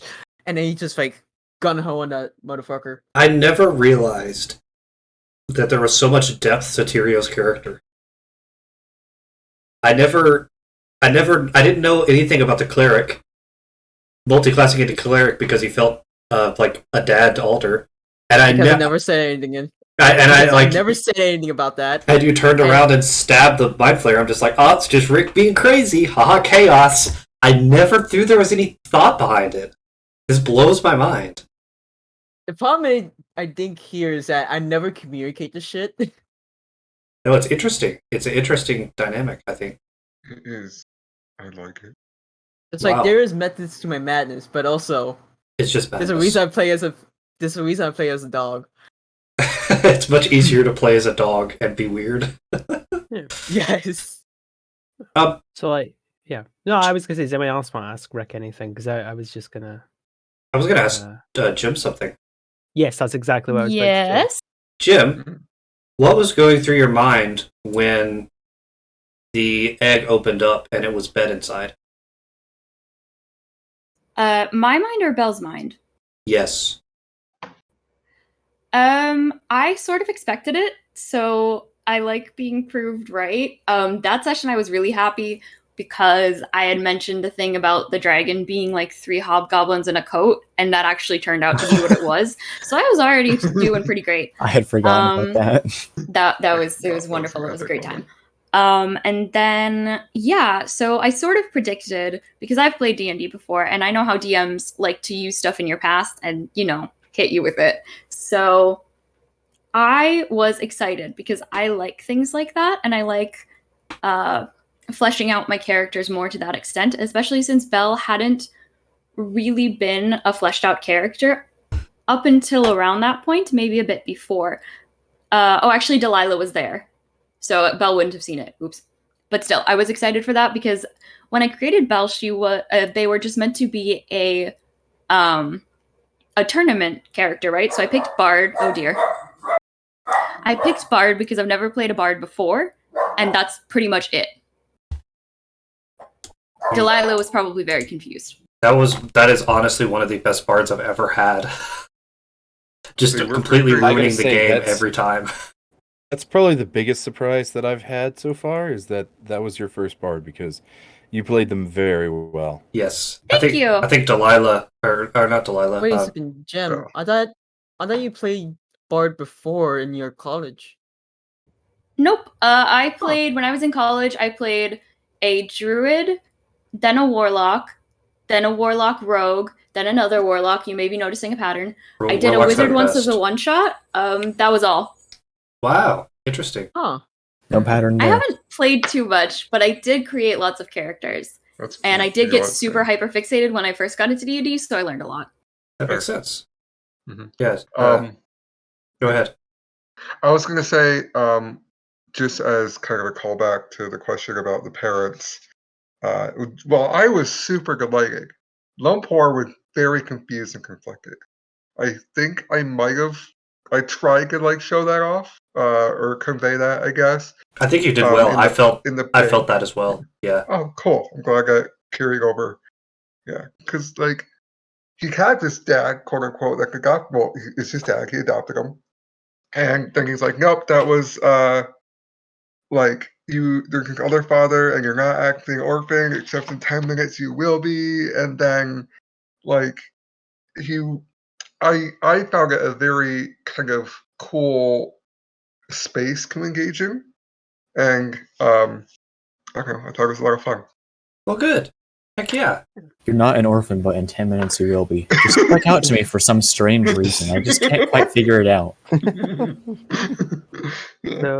So I was going to ask Jem, which of the three characters that you played did you enjoy playing the most? I think you're leaning towards Delilah, but I just wanted to ask because I'm curious. Probably Delilah or Nyx. I liked Nyx because I liked being goth. I thought it was funny. And I liked playing a cleric, which was also something I hadn't done before. I had created Nyx for a one-shot, and I made her a cleric for that reason. And after that, I just sort of grabbed her again for the heist because I was worried neither of them would work. But I would say probably Delilah because, as I said, I was very into characters with very tragic backstories, which I think is a common thing when you first start role-playing. Very serious, on a mission, that sort of thing. And so it was just really nice to not and just be ridiculous. And because I had already when did we start this campaign? Was it? It was a year. It was over a year ago. Blows my mind. Yeah. It was in April. Right. Okay, April, yes. So I had created Delilah in September of that year, and I had been doing the TikTok tag with her from September to December. So I already knew her very well, and was very accustomed to being her, I guess. And all of my characters are aspects of me, of course. But even though I created her as sort of an emotional outlet, at the beginning, it was really fun to change that and make it just pure fun. I did have her have a panic attack in her first episode. I'm so sorry about the dogs. With the murder mystery. And that was actually quite hard for me because it was very similar to how I actually freak out. But Nye Alder was very good at that. It was very realistic. And so that was nice too. You had a comfort dog. She was just great. I would like to say that regarding Jim, I had a lot of fun playing your foil, which the foil to Belle, the serious sheriff and mom of the group, was a child of the group that likes to set fire to things. Yep. That was very entertaining. I enjoyed that quite a bit. That was fun. That was hard. That was an emotional storyline. Oh, yeah. I'm glad it came across as much. I'm not good with emotions in real life, so I'm glad that I can evoke that in some sort of fun way. Fun fact, Doug and I are in some ways very, very similar, and in some ways polar opposites of things. It's very funny. It is. She does not think a hot dog is a sandwich, and I am on the one true path. Yep, that's the only. That's the only. That's the difference. only difference. Only My difference. favorite cleric medication is the hot dog is a sandwich. Ray, I have a question for Yes. you. Time to make that my oath. Ray and I's relationship is strange because it is entirely based. It is built on a platform and structure and foundation of pure puns. So I would like to avoid all character questions. I'm going to ask you, and I would like to say, did you appreciate my sandwich? Yes. Oh, yeah. I was muted at the time, and I was just cracking up the entire time. I'm glad. Like I made that I one was for you. busting up laughing. Yeah, I appreciate that. I'm That's- so glad we're not playing in real life, since you would just see my face in my hands right now. Yeah, I know that a lot of people here do not care for puns, but They're man, great. Oh, their puns are mine and Ray's Ones for the win. favorite thing. I gotta Good tell you guys. work. I have to tell you all though. I am getting rather worried about the calendar because their days are numbered.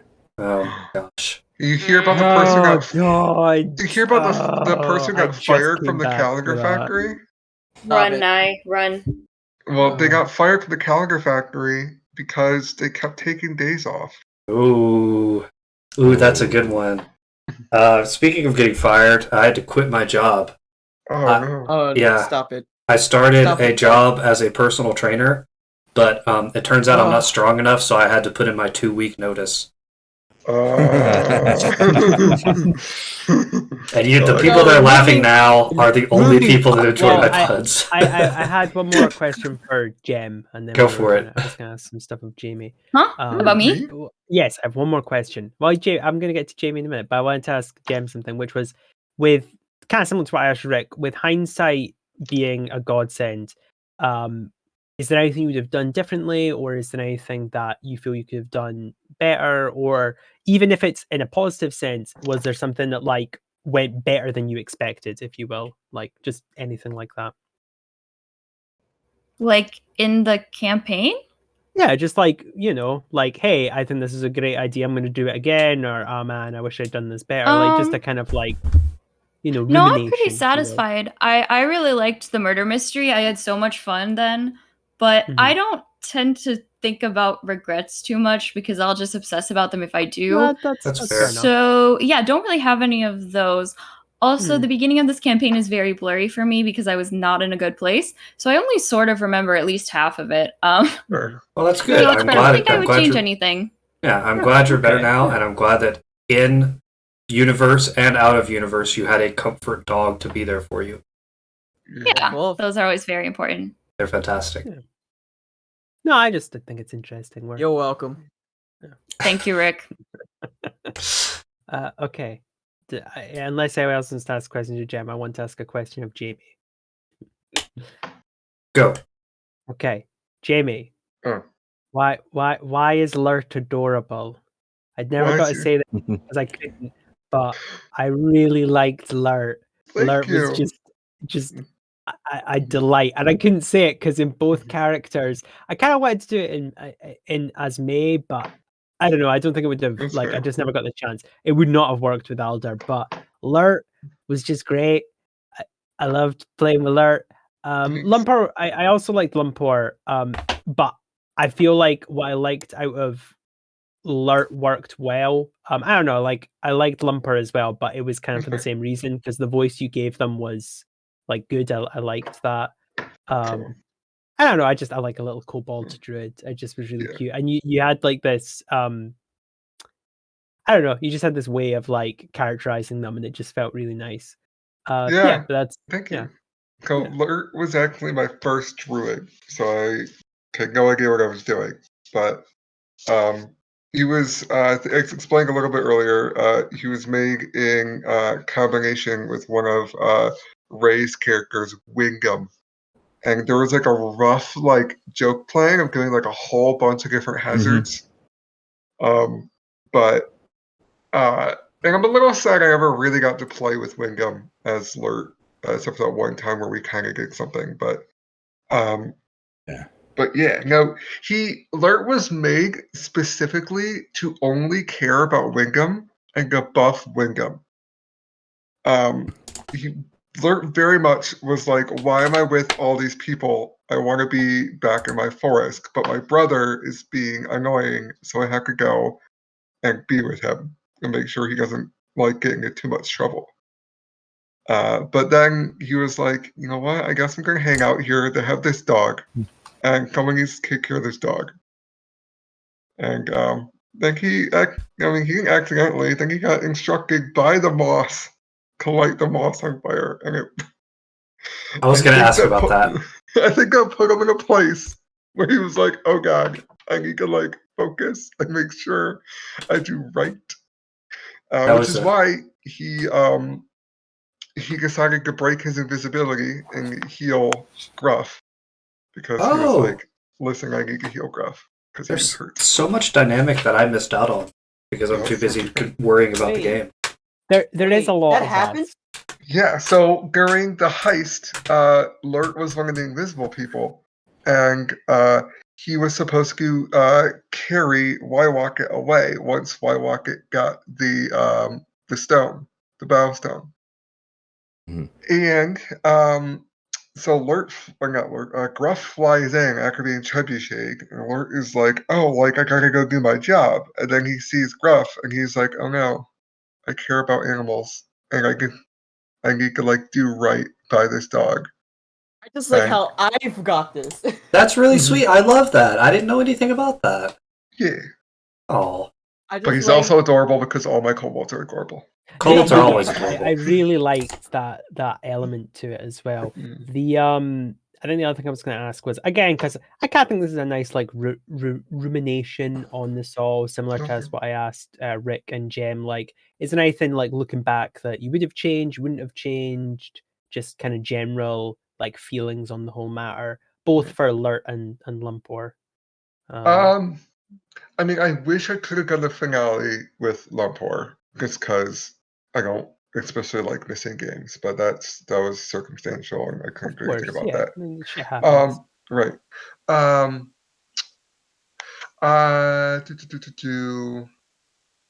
don't know. I mean, I would have liked to maybe go back to the arena and have Lumpor do like some sort of confrontation with his adopted father.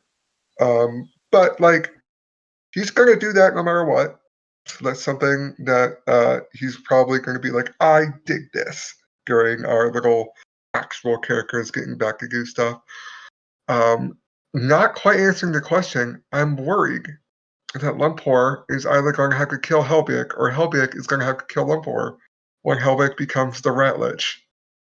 I'm very concerned about this. I never said I was going to become a Rat Lich, but that's a good idea. We're going to get to the rat. Don't worry. I'm saving that for later to ask. But that's interesting. As I said, like, it doesn't have to be things that went bad. It can also be good stuff. Like, I mean, okay. No, let's continue. For the good stuff, just to focus on how cool I think I am. I really like how like helpful that the Ancestral Guardians actually was, because I feel like I haven't heard of anyone else really playing that subclass for Lumpor, and like it saved Alder's life, like the first big fight Lumpor was in, and well, he was in the slime fight, but it was the first really fight where he was the anyways, it saved Alder's life. And it was really helpful in like the Mecha Dragon fight, and I like how kind of like he was just like spunky, and he tried to be like a lieutenant. He was not going to be a captain. He did not want to take that away from Sir Renfield, but he's like, I'm going to try to be like the lieutenant of this group, and he was just way too much of a gnome to pull that off. But favorite moment with Lumpor, him taking the crashing Mecha Dragon to the face and just walking away barely scathed. I like that a lot. That is like the most barbarian moment I've ever had in a game. It was just like- completely taking Lumpur- a full-on dragon to the face. Mhm. Lumpur was very. I really thought Lumpur in a fight was awesome because it was Mhm. definitely like, oh yeah, Jamie's just kicking ass. So yeah, that was a lot of fun. Thanks. Okay, I'm now going to ask Ray questions. All kinds of questions. Go for it. Wait, should we Ray. ask you questions? You're the one next in line, though. Oh shit, yeah. I can't ask myself questions. Yeah, go ask Hey, questions. of me, I okay. have a question. Yeah. Okay. Yeah. Why What? do you keep on getting bitten, dude? Because I hate him. You know what? Well, that's an It- answer. It's a stupid. I don't know. I think it's honestly from a DM standpoint, that's just a stupid joke that I think is funny to keep doing it over and over and have Nye's exasperating. Oh, come on again! It's great. Yeah. Oh yes, No, I no, love I- doing that to my players yeah. sometimes. It's I don't know. I mean, from like a pragmatic standpoint, part of the reason is because I made the insane decision to make a warlock that was very social based. So in a lot of the fights, the reason why I'm doing dumb shit is I'm looking at my character sheet going, I just have Eldritch Blast. And while it's a very, very lovely spell, just a peach of a spell, it's gonna get repetitive and also not the most useful because I just end up sitting like 40 miles away just zapping things. That was actually something in the Janus. So the very first thing we did, Jamie, I'm pretty sure you were in the group for that. I think it was yes. Yes, Go ahead. you, Mason, Sawyer, and I think Jem. The four of us were in one of the furthest away watchtowers, and I was just I like, apologize. oh, was it not? I was with Ray and Yeah. whoever else. Oh was shit, who was? Oh, why am I thinking of you then? Nah, I think you were in a different group. I was with Jem and like two other guys that left. Oh really? Oh fuck. Who was I with then? I don't know. I Holy remember the shit. Watchtower being a very bizarre place in the combat because you were the only one that could really do anything because you were just sniping. Well, them. yeah, because Yeah. and that's when we kind of realized that like that's the problem with it. It's just like when the enemy pops out in the middle. Yeah, but yeah, that was when I got show off with that. It's probably the only time I did because I literally could just go zap from like 120 feet away. Who was that then? That's weird. Weird conversations. So yeah, part of it was just like I kind of had to do something, otherwise I'd just be the person that rolls like d20. That's 10 damage or whatever. Part of it was also because I kind of fell into the meme myself. Like that T-Rex encounter really like solidified in my brain kind of how Alder was gonna become. I can go into it later, but like I just kind of thought, fuck it, I'm gonna roll with this. He's gonna be the kind of person that puts himself in the most terrible circumstances possible. And I just wanted to see what Doug would do. And Doug never disappointed. No, I think. Go ahead. I have suffered from every type of damage I think that this game can throw at me. True. I have And yet been, he still haven't died. And yeah, I have been hit with someone else's fireball and blown to bits. from a At non least I know it wasn't mine. non-gaming. Was it mine? I don't have No, feel like it fireball. could've someone been. that It was Alex Sanders or Yeah, it whatever. was Alexander's. Oh, Mm. yeah. I'm I would like to say that I had a lot of fun with Alder because on one hand I'm doing a lot of damage and it's like, haha, I'm picking on him. But on the other hand, I think Nye, I have to give you credit where credit's due. You played a I don't know how to put this lightly. Alder comes like his home life in game. It's like an abused household, and he is still trying to figure out who he is because the entire time his mother chose who he was. And I don't know if Nye himself really figured that out, but I was always impressed with how well that story beat came across of finding out who Alder is, what he stands for, why he's in this group, what the heck is he going to do when a T-Rex comes in. The utter confusion that Nye always had with Alder of not knowing where to be in combat, I feel like mirrored his mental state absolutely perfectly. I can't Yeah. I can't tell if you're doing a bit. This is but not a half- bit. No, it's Okay. not bad. I can sense the sincerity. Thank you. I didn't really. I mean, I can talk about it later. Does anyone else have any questions before I? I do. So let's talk about the court scene. Ooh, yes. Oh. Oh, Okay. good. You remember what I'm talking about. Which Yeah, I court totally scene? remember what you're talking about. I'm just gonna quietly mute myself. Yeah. So I really want to know, like, because it just seemed to work like so well.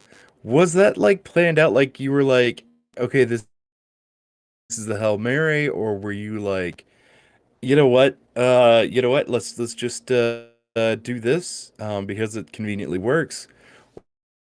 Or like had you been planning to like take the whole blunt of it? Like whenever you did that, like it really changed my opinion of Alder.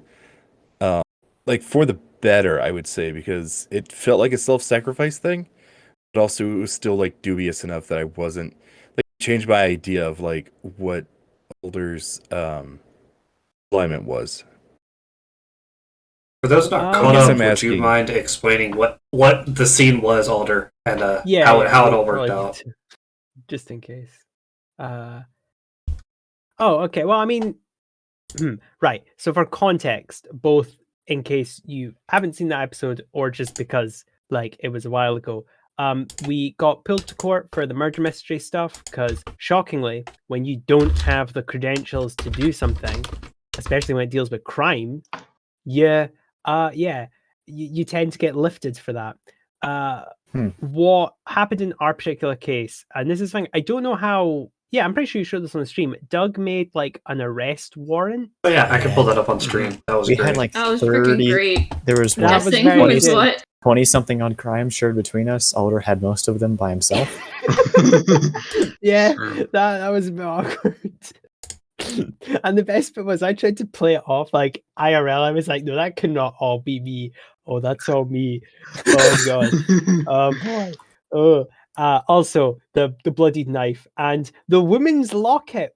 Just remembered, I have that in my character sheet. I'm looking at it now. I took a dead woman's locket with crediting her daughter, and I My had both of goodness. those possessions on me in the court. Like, okay, so context wise, I kind of, and I'm gonna be honest here, Doug. I kind of didn't actually understand how the court was, even though you did explain it several times. I was still a bit confused. I assumed that Alder would go last just because a lot of his crimes were near the bottom of the warrant. So I thought I'll kind of see how it goes. As for Ray, did I plan to take all the blame? Mostly. I did plan to have Alder have the moment of shit. Yeah, these people are going to bat for me. The fact that it was in the court scene was not planned, and also the spur of the moment discussion was completely unplanned. Yeah, I didn't. I didn't plan any of that. The only thing I planned I also didn't plan what the outcome would be. I wasn't sure if Doug was just going to yeet Alder out of the campaign entirely.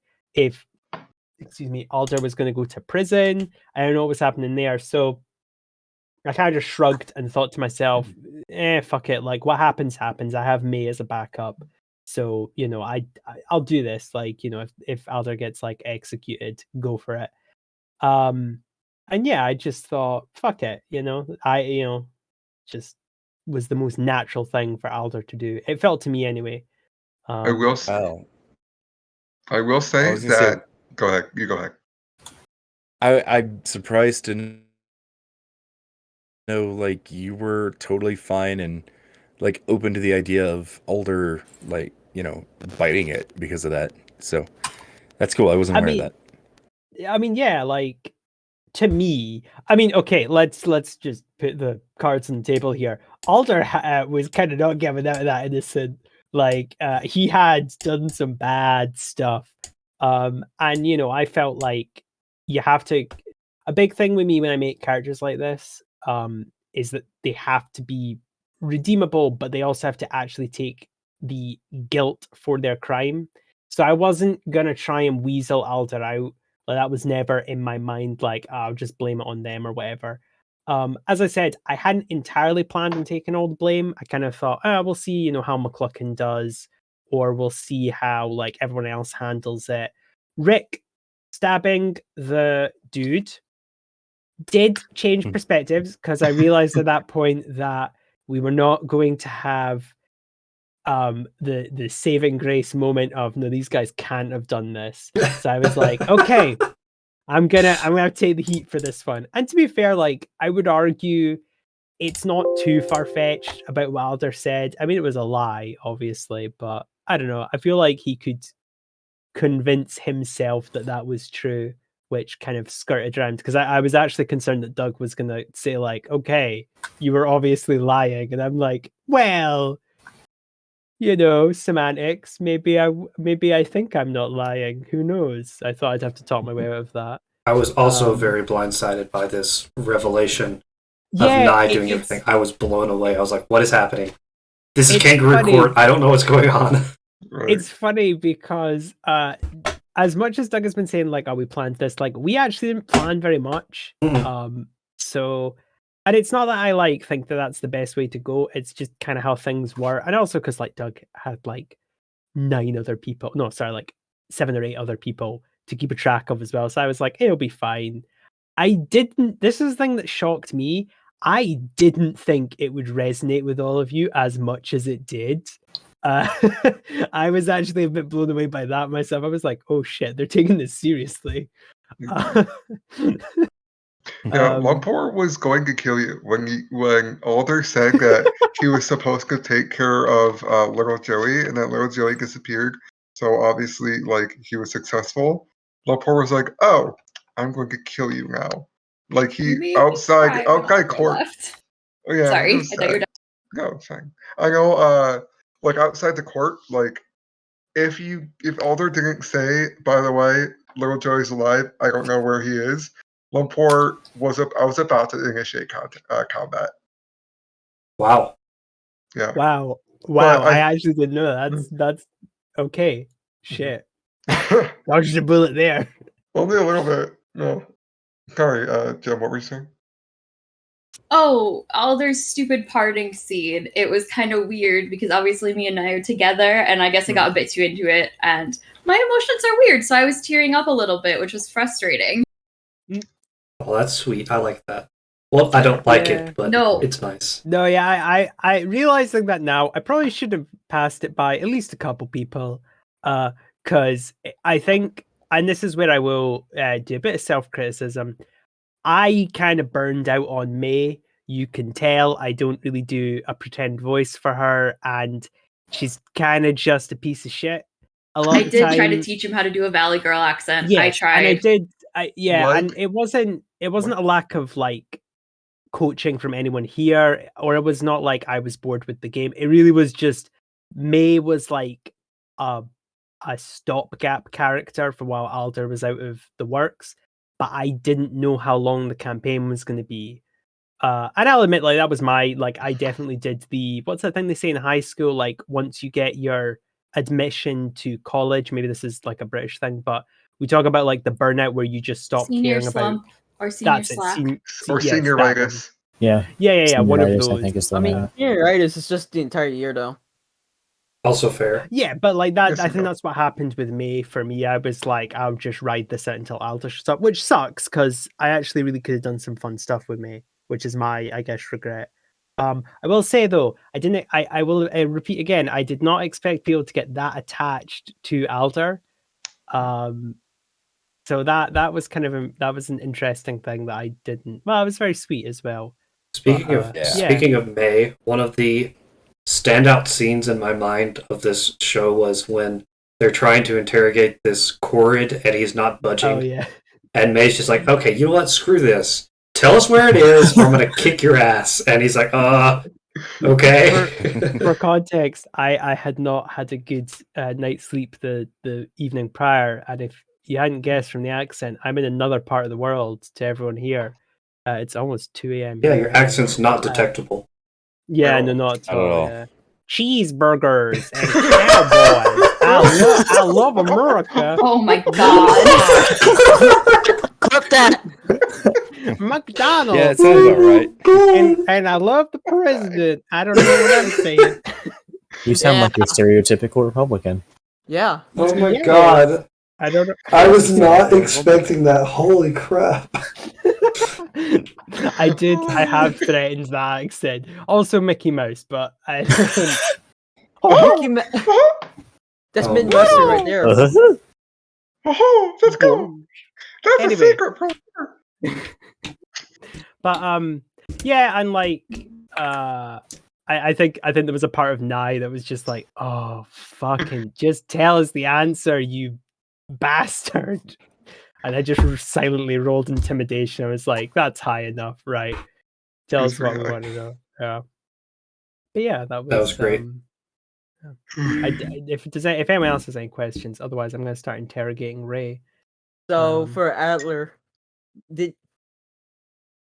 were you expecting him to start out as a serious character, or was always going to like turn out to be this silly, like this range of silliness?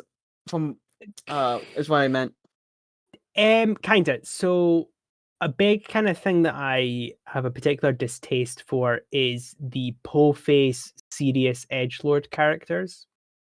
I'm not saying that such a character cannot exist, but to me there has to be a very specific thing that happens to them. And that specific thing is that every time they try to pull this I am the Knight Batman bullshit, it has to blow back in their face and kind of show how they're a bit of a tit. And yeah, that kind of worked perfectly for Alder. As I said, I leaned into it a bit more when it kept happening. Every time he tried to do this like self-serious bullshit, it backfired. Probably the best one is I'll pretend to be captured and nothing will go wrong. It's the most silly, needy bullshit that was completely unnecessary, mind you, completely unnecessary, but he insisted on it. And I said to myself, this is going to blow up. Let's see how it blows up. Literally blowing up was not my plan. I will admit that. I will admit that quite, yeah. I was expecting them not to believe me and I'd have to go, shit, and then teleport out of there. But yeah, that was, and there's lots of things like that. Falling down the hill was definitely like the peak of this is just, well, no, it was because he immediately like dusted himself off and scrambled with 1 hit point off to capture a goblin so he could give him to his mum, basically. Like, I don't know, I wanted to lead into like, no, this guy is not cool when he's like this. He's way cooler when he's nice and, or at least genuine. Like, as Jem was saying, like when he comforted Delilah, the weird interrogation scene he gave Gruff where he's like, look, you better not tell anyone I was nice to someone. That was amazing. Threatening a fucking dog. You can literally only talk to the person who you help. Gruff just didn't understand in that situation. It's just like, what are you trying to do? Ooh, food.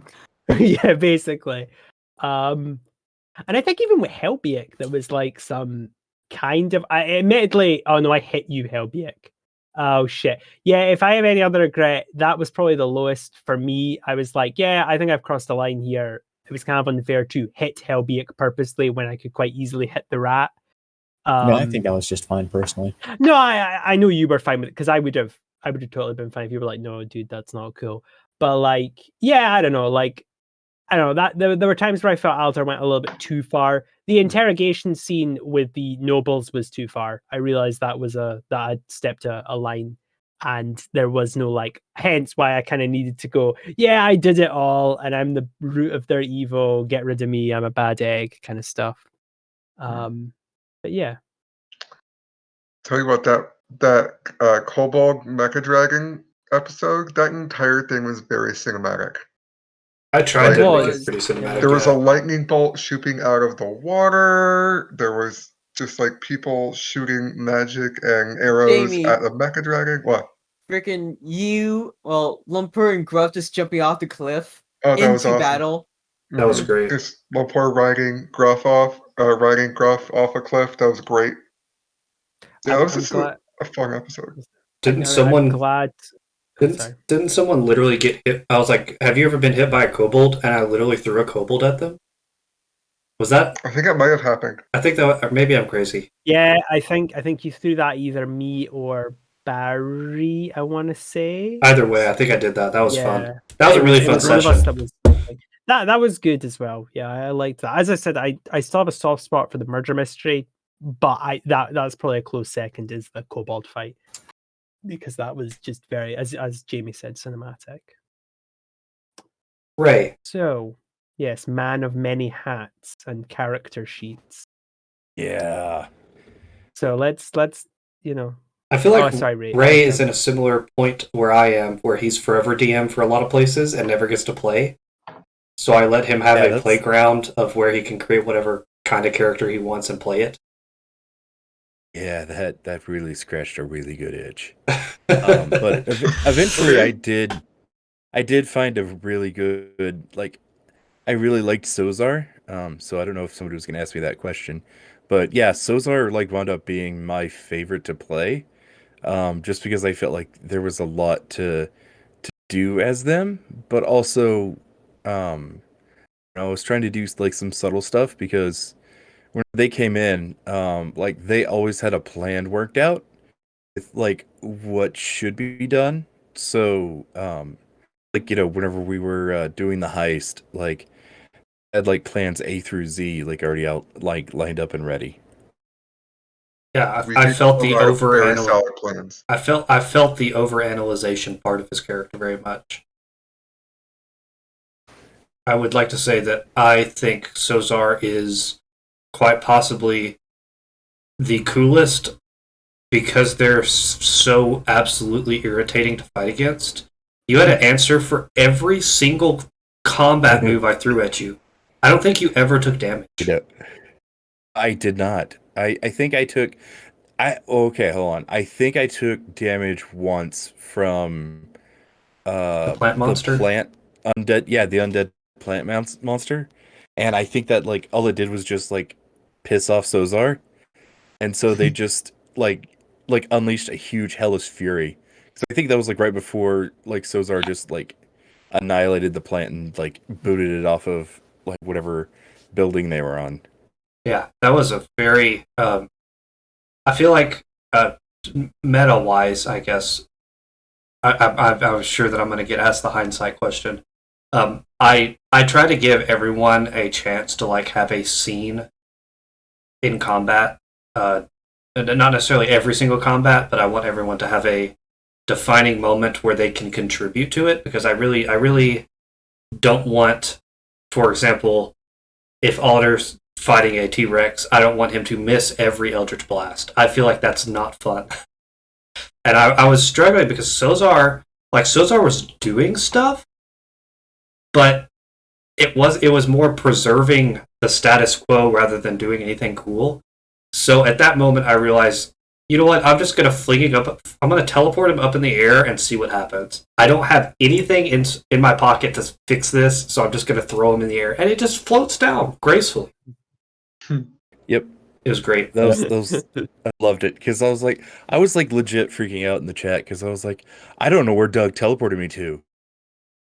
Like, am I back in the regular world? Am I like just out of this? Am I wandering the plains, which would have been a fun way to end. And then you're like, no, you're 90 feet above the ground. I'm like, oh, cool. I just wait 60 feet and then I just float down. You're like, oh, well. I thought I had you. I genuinely was like, I fixed it. I got it. I win. And then you're just like, I just float down. I thought that was going to be Alder's mum. So I was like panicking. And then when someone said, no, it's just Sozar, I was like, oh, okay, cool. I don't care. I was just like, yeah, they'll be fine. They'll work it out. If they go splat, we can put them back. I just like the image of like Doug's like, yeah, guys, we got him, and just like golf claps everywhere. You get it. That goes. Oh, sorry. What? I was imagining the Magneto descent. Oh yes, I was imagining Jedi descents, but that works as well. That works too. Yeah. I was gonna ask this of you, Ray. I never got to say my weird backstory thing. So, Ray and I did. I play tested one of Ray's games, Mhm. but the way that I found out about it was not through the campaign. I can't remember how this happened, but basically I ended up applying for your playtest, Ray, and then at the end we realized, oh shit, are you in Doug's campaign? I was like, yeah. It's like, oh Yeah. Okay, so Yeah. how that happened was I put an ad out on Twitter, just be like, hey, does anybody want to help me playtest a game? And I get a DM from Erzat's Expert. I was like, oh, this is probably a German account. Yeah. Because I have German like followers. And so I'm like, okay, I'm kind of like dreading this because like you're already like, I'm on the other side of the world, but it's okay, whatever time I can make it. 'Cause you're amazingly accommodating like that. And so like I'm like really worried. I'm like, okay, maybe it'll just work out. We'll see. Yeah, because I was just getting nervous about the time and everything. Then we log in and you like, so it's just Scottish you, and I'm like, wait, I know that voice. You're older, and you're like, yeah. Did you not know that? I'm like, I totally do that. Oh my god. Well, yeah, I think I followed you after we all met up on this. I don't know. I'm a bit hazy on how this all came together. But yeah, I knew it was you because I remembered your name, but I wasn't sure. I think the reason why I kind of was like, yeah, because I wasn't sure if it was appropriate etiquette, let's say, to be like, yeah, I know you. It's like, well, you don't know me, dude. We were like in one game together and we kind of didn't talk, that kind of thing. So I was like, yeah, I don't want to come on too strong. But yeah, it was that's kind of a nice weird thing that happened. But the thing I was going to ask you was along the lines of like the characters in general. Would you say that, and this is not an accusation, but would you say that they were all kind of like the gag first? Or was there like a sincere, no, I really want to experiment, see where this character goes? I only asked this because I was thinking of like McCluckins, and I was like, is this just a Futurama reference, or is this like, you know what I mean? I'm just curious because it's interesting. It depends. So my first character was a warlock, and I was just like, I really want to like, dig into this. And I'd never played a warlock. I didn't know anything about the class. I'd never seen anybody play one. So like ultimately, like I was like gearing up for like this kind of like evil dude who was just in this group because it gave him a chance to kill and whatever, like real edgelord crap. And like that lasted like one game, and then I was like, yeah, let's have some fun. Let's do some different stuff.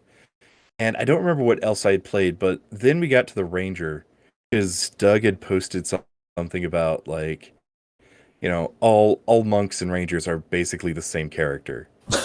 And I was like, yeah, I'll take that challenge. And so I made this Ranger who like he wasn't really even interested in fighting or anything or hunting or whatever. He was a researcher who like just like preferred to work out in the field, and he liked fiends and all that, and like his aspiration was to meet the Tarask. So I had fun with that character, but like I wanted to do something a little more combat orientated, and like eventually down the line I got to doing the monk half of that issue. The monk was and fun. That's whenever I made Colonel. Yeah, I made Colonel Rayfield, who was this combat, seasoned, warrior who just like really trusted his blade, and like so his quote unquote temple was just his training, like with his in his service. And so I had fun with that. But yeah, then decided I really wanted to get serious about a character. I will say that I wanted to play somebody. Interrupt real quickly. I will say that Colonel Rayfield did change my opinion of Munt quite a bit. So kudos. Glad. Yeah, playing Rayfield, like I already loved Monk as a class, anyways, but Rayfield really like changed the way I approached Monk, and I still really like him. So he may be a character who shows back up. Yeah, then eventually I was like, okay, if I'm gonna play a character now, I need to be serious about it. And I went with, I just wanted to try a fighter out. So Then, like, as I was making it, I was like, oh, I could do a Sci Fighter, and those are like really high in int.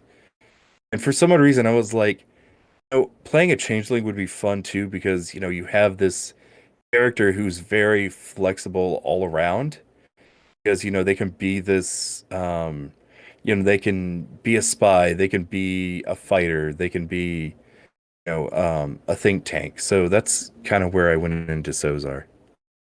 It's cute. It's cute. Yeah. Can I tell a fun, quick changeling story? Your stories are super interesting, Ray. I just thought of this when you were talking about all the fake changelings. Go ahead. Absolutely. So in my other campaign, which is the only campaign that I've ever been in that finished, I think I mentioned I played a rogue warlock multi-class, and she was a changeling, and she was an assassin, but I didn't use it too much. But there was an instance where we needed to get into this mafia headquarters, and the mafia was called Denny's, and their headquarters was called Not Denny's, in case you're curious. And the people that were chasing us were called Giaccio and Chocolate, which means ice cream and chocolate. Or, yeah, Giaccio doesn't mean gelato's ice cream, but it was something like ice and chocolate. It was ice cream flavors. And they needed to get to us. So I turned into a 7-year-old halfling who was crying outside the club for her mom to get one of them to come out. And I led her to an alleyway, and then I turned into a Goliath, killed her, and then I was carrying the body, and then her partner came out and was so into me as a massive Goliath that she asked me on a date, which I accepted, and it went from there. So that's probably the wildest changeling story I have. Wow. That was fun, though. Wow. Also, my patron was a dick and was in the campaign with us. And that was the whole thing I wanted to do because I thought it would be really fun. I play warlocks for the angst, and so I had my rogue make a pact in order to get magic so that she could rescue her daughter, which she did. So that was kind of cool. He was just a dick, though. He wasn't, like, bad to me. Could I use this moment to segue into another 7-year-old who was, oh man, I completely forgot her name. I don't remember that 7-year-old's name. Oh, yeah. The one who made us confess because it's Emma. Emma Absolutely. is my favorite NPC I've ever had to roleplay. More than the ghost? The ghost boy? Oh yeah, I love Emma. He's amazing. Emma The is Ghost fantastic. Boy just was sad. The Ghost Boy was great, but That's sweet. Emma, like literally the note I have is Emma House Keeley, never have I ever punched a dog. That's literally the note I have in my notes. That was so much fun. Like, you know what? We've been in combat against dogs. Like, realistically, we've probably hit a dog. It's great. No, you haven't.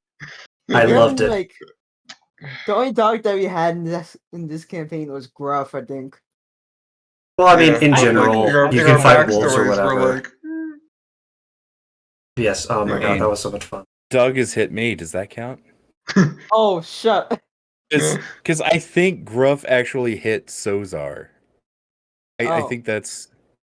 Oh yeah, no, Trebuchet. that's true. When you got Trebuchet up, he legged right on top of Sozar. Oh yeah. Yeah, because I think I rolled low on that one. So yeah, I think that was funny. the other time Sozar had ever been hurt. Because a dog just got thrown at him. I meant to ask about that and I forgot. Yeah, I was gonna say, Gruff, how did you enjoy the getting shot with a reverse With fetch? a log. Fucking catapult on a log to send a dog over into a tree house. That was very fun. God, I wish I could do that in real life. Best heist team. I regret how complicated I made that description of what was going on, but man, the solution for it was fantastic. Anyway, Yeah, it was great. Back to Ray. I apologize. Oh, it's fine. Does anybody else have a question? Trying to think. I want to rumination is obviously what I'm gonna kind of throw, but I think you already kind of did that. Yeah. A little bit. I want Helbia's story. Right. Why was he so average? What made him go for the rats? Hey, I have a question for Ray. Hold on. After this question, I have a question for Ray. Sorry, Helbig. Yes, go ahead. Oh, sorry. No, I'll ask. So, who's the best character in this cast? You think? Oh, whoa! Wow, that's an interesting question. We'll save that. Well, no, we'll do that after. I want to get into the rats. Yeah, I want to go to the rats first. Rats. Everyone can say their favorite scene after this, but yeah, I want to go with rats. You knew this was coming. are- Tell us about the fucking rat.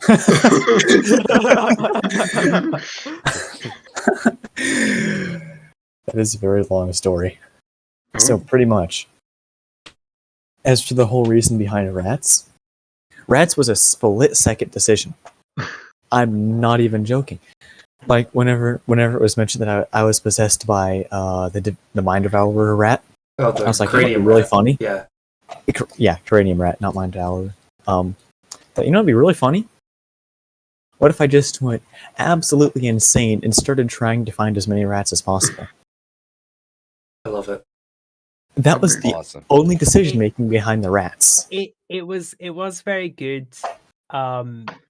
Like seriously, it was great because in tandem with Rick's stuff, like with Gruff, I really enjoyed it because I've played a fair bit of D&D, and I'm not saying I'm the kind of person that doesn't get surprised, but you know, you can kind of like figure people out.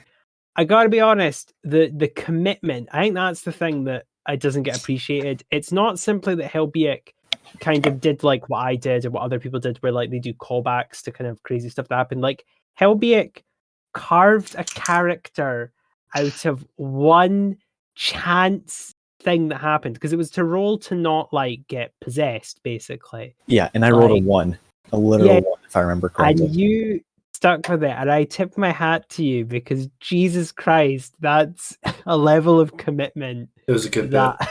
Very good. it was a good bit, and it extrapolated down to really good. Like we have had serious stuff with this, but I commendation to like Helbiek and Gruff as well, because they really did keep the mood. I would say Delilah as well, actually, like keep the mood quite buoyant, and it never got too like dour, if that makes sense. It never got too grimdark, like, because you know we kind of rubbed up against some pretty dark themes, but it's like, no, we have a dog that constantly is doing dog stuff. We got somebody who can talk to the dog but is very bubbly and happily, and we got someone who keeps going on about fucking rats, and it was a To delight. call back to our previous conversation, every tragedy has comedy in it. Exactly. That's what makes it bearable. Yeah, you have to, because it makes it bearable. Exactly. Man, But yeah, history likes to rhyme, doesn't it? pretty much behind the rats, that was like the single decision. And then like as I went on with the character, I'm like, you know what would be really cool? So like I just learned about the class artificer, however you pronounce that. Artificer, yeah. So whenever it actually officially came out, I'm like, you know what would be really cool? I have this good idea. So there's like this rat cannon ability. I'm making an artificer for a different campaign I'm playing. What if I like use that rat cannon, or I keep saying rat cannon? It's literally just a turret. It's not a rat cannon. It's not explicitly created for rodents. Yes, I realize that now. Come on, it was too good. It's not even made to launch creatures at all.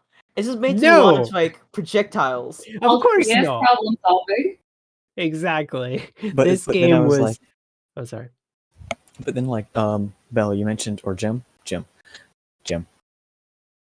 I will get that right sometime next year. I still get it wrong. It's okay. Next campaign. Hey Belle. I was like, wait. Belle, close enough. Delilah. I love how you said Bam, and it's hysterical. I'm surprised no one has sung that at me. I was going to several times tonight, but it never felt like the right moment. But yeah, like as for like the average grades thing, I was just like, what characteristics would an absolutely insane person have? And I was like, well, he would be super defensive over certain small things, and because I'm a wizard, I would be defensive over like my intelligence. And so I was like, that's actually a good idea. I was But then going to add ask about the grades thing. That's great. Yeah, but then to add like the comedic twist, I had to make it like average grades. So it's not like, I'm the top of my class. What about you? You only got a 3.99 GPA. No, it's just like, I barely passed. It's great. But I'm still super defensive. love over it. Pass is a pass. No, it was great. I really did enjoy it. As I said, it was always a treat. With like, I never really got to roleplay much for Helbiek though. I think that's the thing that I was a bit sad about. We never really got to talk much apart from that like first where you got ratified. Nice. Wow. I never expected Nye to be the pun master tonight. That was amazing. That's I hate great. myself for doing it. I feel dirty. And Nye's never coming back. No, I'm never doing that again. Ugh. Oh, that was fantastic. But yeah, it was yeah, and I was like, oh damn, I wish I could have done more. Because like everyone else, I tried to. I guess alert maybe I didn't do much with, but yeah, He carried Alder once as a bear. Yeah, it happens. It comes and goes. Helbia, yes, that was. What was your favorite scene? Not necessarily including one that you were in, but just in general, what was your favorite scene? I'm going to ask everyone this question, FYI. So like the longer scene at the court was probably one of the most hilarious ones. That's pretty great. Like I died laughing. Like when old sheriff, or the real sheriff, the deputy. Deputy Dewey? Oh, sorry. Yeah, the Deputy Dewey. When he showed up, I died laughing at that one. Yeah, that was a bit like that whole part was hilarious. But then, like, as for like a shorter scene, probably cannoneering, shooting Gruff up into the tree was absolutely hilarious too. That was probably one of my favorites as well. Nice. I have a question for Game Booker. Yes. It's a little bit self-centered, but that's me, I guess. Upon learning that Lumpur was Helbiac's brother, did you make any like roleplay changes or like maybe even like combat idea changes, or like were you intending to if the characters interacted more? No, I hadn't thought about that, and if That's I did, it was more subconscious than anything else. Fair enough. I think when that happened, you immediately joined the Rat Pack. Oh no.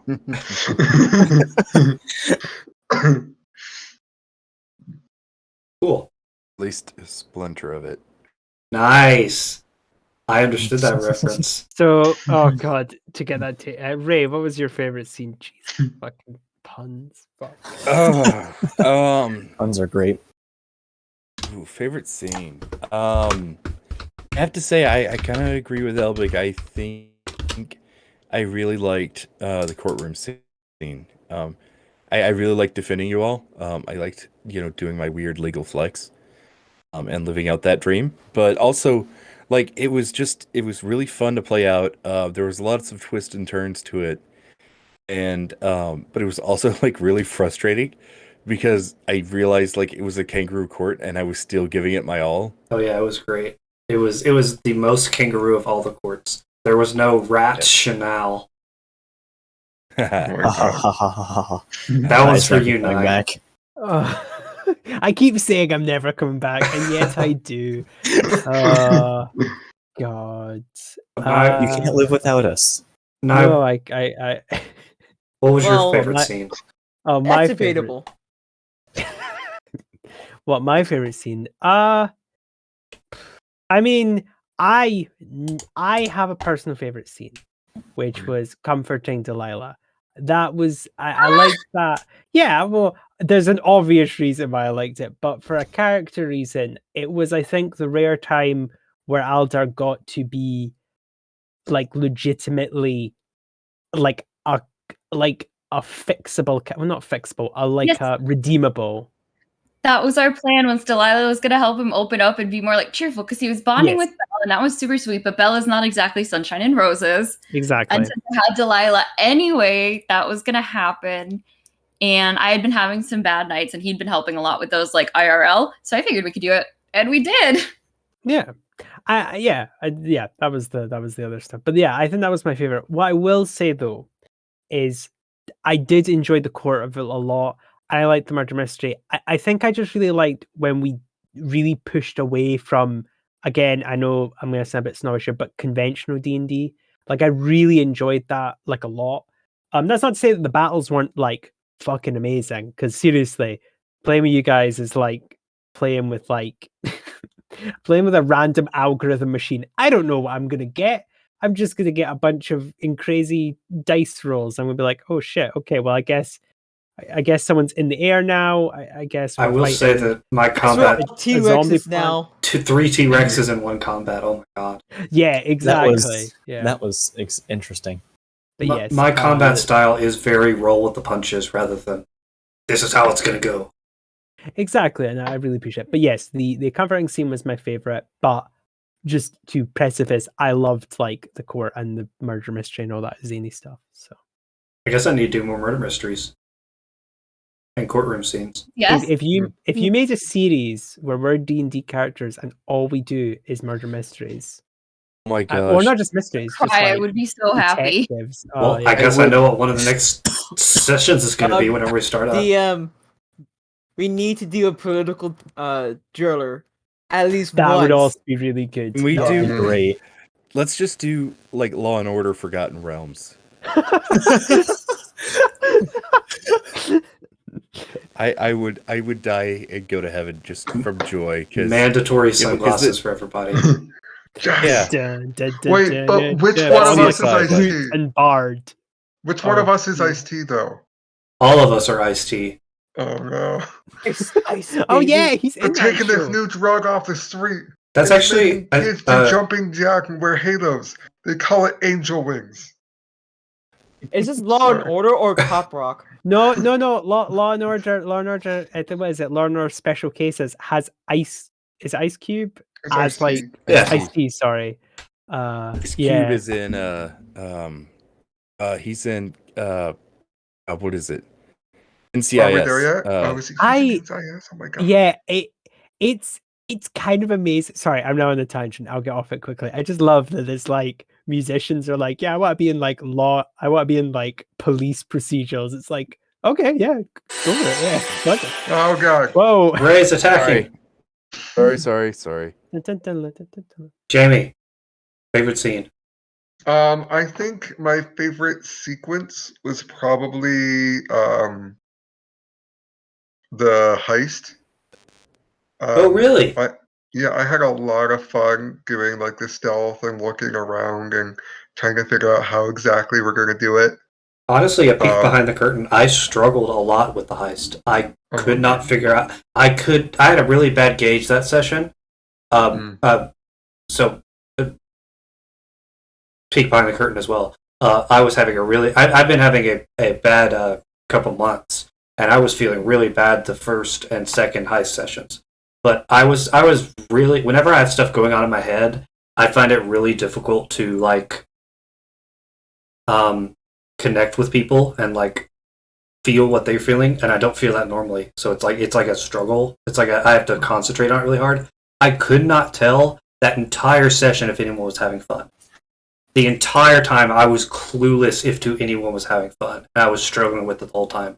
The only time I knew we were having fun was when the cat knocked over that broke the glass, and when Gruff got launched into a window. I knew that those were fun, but every other time I was like, I don't know if this is successful or not.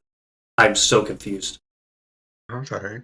But no, I had a lot of fun with it. Well, good. I'm glad. Honestly, that really warms my heart. Okay. Yeah, I think my favorite like round was the lightning shooting up through the raft and then Lumpur shooting the dragon with a bow and it crashing on him while they're also like fireballing like a group of kobolds to the side. I think that's like my favorite like round area. That was a good round. Mm-hmm. Jim. Oh, I didn't get to ask Jim. What goes through your player's head, Jim's head, when I guess, how have you been taking that bet is a pieced together puzzle of amalgamation of memories rather than the real bet? It's interesting. I kind of am curious how that would work because Belle doesn't have memories of their sister as a 16-year-old. So I sort of was picturing it like those, what are they called? The technology they use when they like when they advance the photo of like missing kids. Yeah. Yeah. That's basically what it was. So I imagine, that's why she was so playful and things like that. I think it would have been really hard for Belle, and I was trying to think of a scenario of what would happen that didn't make them seem like a horrible person, but honestly, I think it would have been really hard for them to. I mean, it's basically been emotional whiplash for them. Finding their sister, realizing their sister's working with horrible people, then realizing that their sister isn't actually their sister and their real sister is dead, but now there's this person and they're a child, so they have to be taken care of. So I think eventually they would have been able to progress to some sort of sisterly relationship, but for a while it would be very slow going because they're essentially strangers. And obviously she didn't have those memories of Belle either. So Belle's a very different person, a lot like, a more hardened person, Right. older, things like that. And the piece that I would like to, I don't know if I ever explained this in session or not, is the design the hags put into Belle was that, or excuse me, to Bet was supposed to be the same age as Belle, but her egg cocoon got busted open early. So That's true. We did fuck that up. Yeah. But I think it still would have been noticeable because obviously they didn't act like an adult or even a 16-year-old, really. Yes. Yeah, that is the heaviest piece of story that I think I've ever used, and I'm glad that it. I don't know how to explain this. I think I'm happy with how it turned out, even if it wasn't a happy ending. I think it was a realistic and believable ending. Apart from the forming an entire being out of memories sort of deal. Oh yeah. But yeah, I sort of thought of it as like one of those reuniting of siblings who have been lost for a while, but then they're very different people. Also, this is a subset. There's a weird genre of books that are like the main character's sibling has been kidnapped for years and years and years, and now it's a decade later, and then they come back and everything's great, but then maybe it's not actually them, and it's a person who's pretending to be them. And that's the ending, like, in a lot of those books, and I don't understand why it's so popular, because it's the same thing every time, and also I don't understand why somebody would steal someone else's identity and be in the same situation. Anyway, that's the same thing in rom-coms, bro. It's the same thing in rom-coms. It's changelings. Nah. Yeah, I mean, changelings. I'm a changeling. The changeling myth people think is related to autism, so I'm calling it changeling. I mean, interesting. Rick, I agree. Often in romantic comedies, I often see the lead kidnap the other lead, and then for a decade they have this back and forth, and then they obviously return. It's like, oh man, you're different from when I first kidnapped you. Just on that note, Jim, what was your favorite scene? I should have done a pun. Yeah, should have done a pun. That would have got more laughs. Well, that's a really hard question. Because I had a lot of fun during this campaign. I really genuinely did. I tended to enjoy scenes that were more roleplay heavy and story based. That's why I liked the murder mystery so much. But just gonna stop. I really like breaking the game. Oh yeah. I really like figuring out ways to solve the problem of whatever's posed in front of us in ways that you don't expect. I think my favorite one of that is probably when I turned the big scary ghost monster thing into a butterfly, and I was so proud, and then Gruff ate it, which made it not, or like bit it, which made it turn back, and I was like screaming, like, I solved your whole problem for you, and you just put it how you repay me. It worked. Like, that's a huge spell to make it work, and it did, and then that's not an anger. I thought it was hilarious, but yeah, it was very funny. I could feel the emotion in that one. That one was... Also, the last scene with Delilah was badass when I trapped the it was great. guy that was hurting Alder in a ball of water and then struck him with lightning until he died. That was pretty cool. Although you did help me with that because I kept failing the rolls, but it was so badass. We were just like, it's gonna work. Yeah, that's one of my moments where I was alluding to where I feel like that Delilah didn't have much of a role in the combat, and I feel like she should have gotten a cinematic moment, so alas. Yeah, it didn't really build her or I think you ended up building her, but she's not really combat based. That's fair. Even when I had her in the other tag, she really wasn't combat based. Also, funny thing about that tag, because I think it goes with the whole like serious, angsty family backstories, the tag ended where, and it didn't get picked up again for various reasons, but the headmaster of the school that everybody was at, the magic school, was banning all students from using magic and having their families come and rescue them to prove that magic wasn't necessary in the world. But literally every person on there had made such angsty fucking backstories of my family doesn't love me or I don't have a family that nobody would come to rescue them anyway. Oh, that's sad. Which was so funny.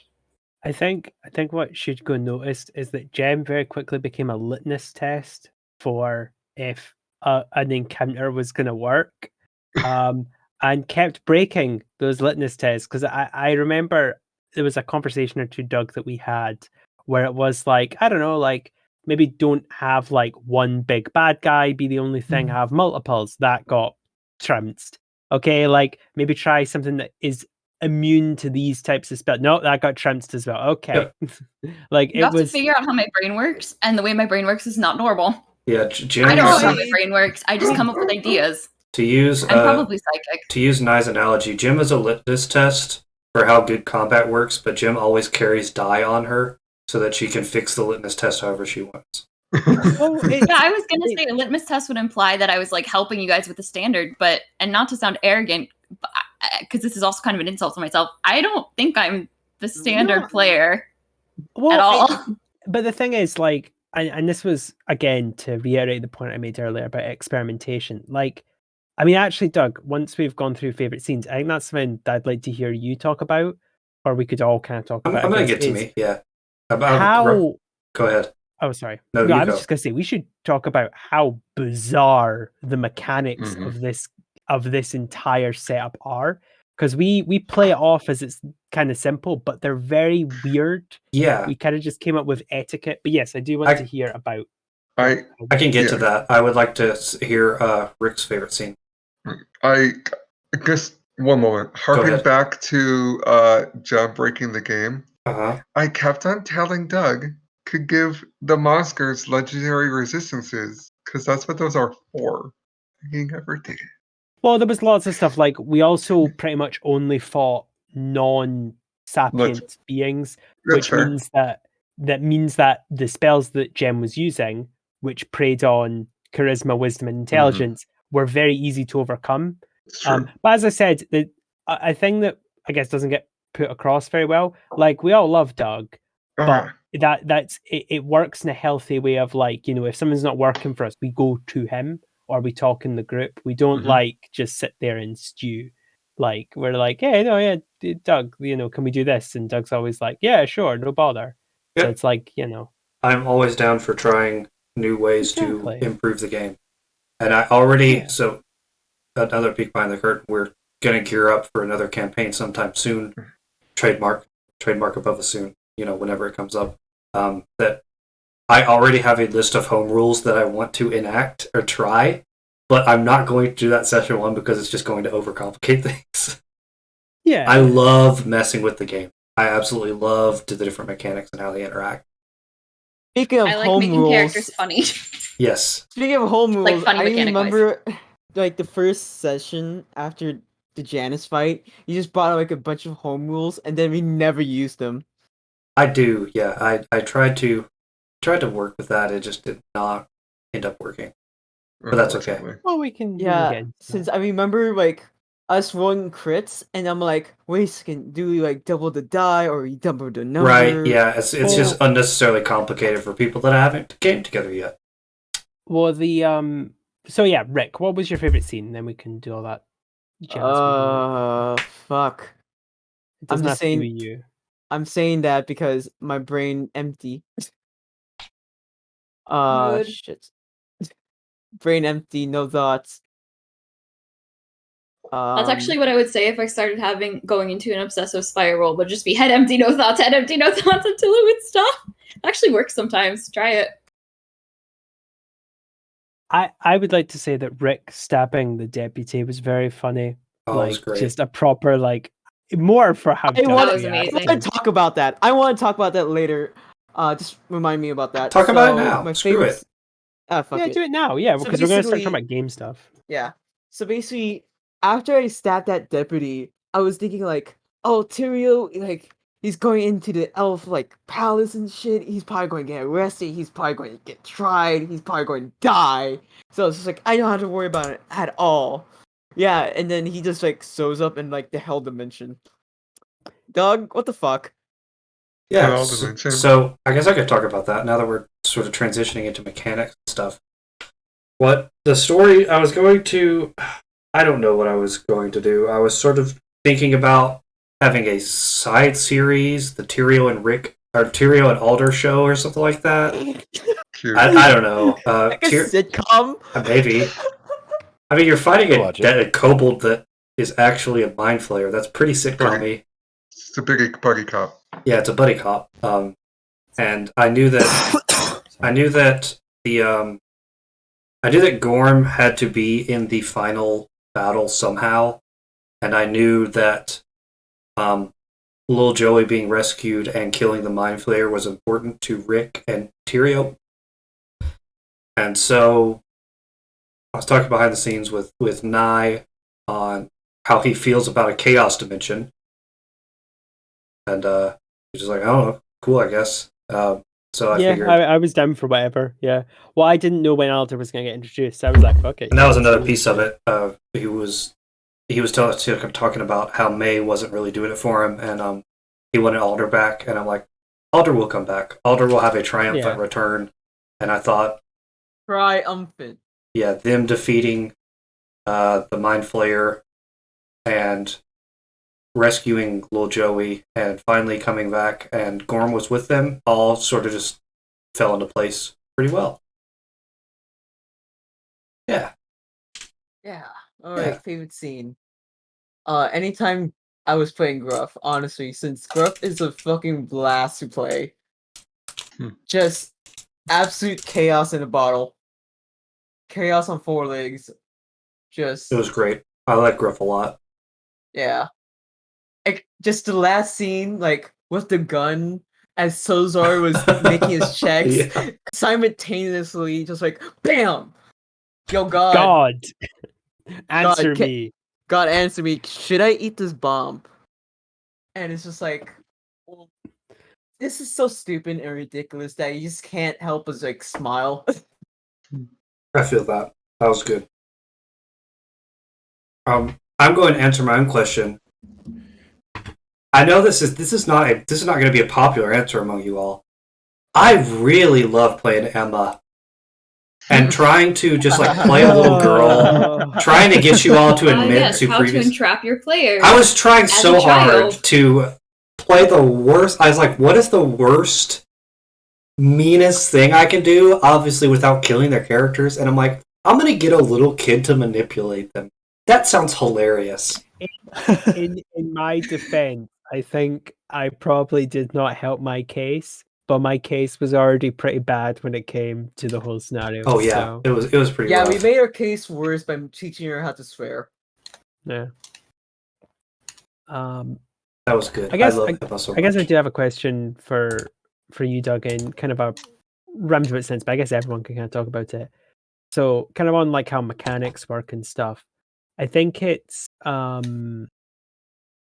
interesting how we kind of came up with a lot of the rules, not like unspoken like we talked about it, but like it kind of just became kind of like what you would do at a table. So like the obvious one that you might have noticed if you've seen any of our shit is that we don't roll initiative for our characters, and that was a pretty that was a what's it called, a lifesaver decision, because as you can tell now, 6 people in one chat is kind of hectic sometimes. Well, we split it up, but even like with 3 of us, it just kind of didn't work. And looking back, like reflecting, it kind of helped us avoid typecasting players that had bad initiative rolls in the same group. Like, because we could have theoretically done it where it's like, okay, so there's 6 of you here, the 3 highest go in one group, the 3 lowest. And I know like D&D's all chance and stuff, but statistically, it would have been likely that the people geared for combat would have gone first, and then the people not would have been lumped together.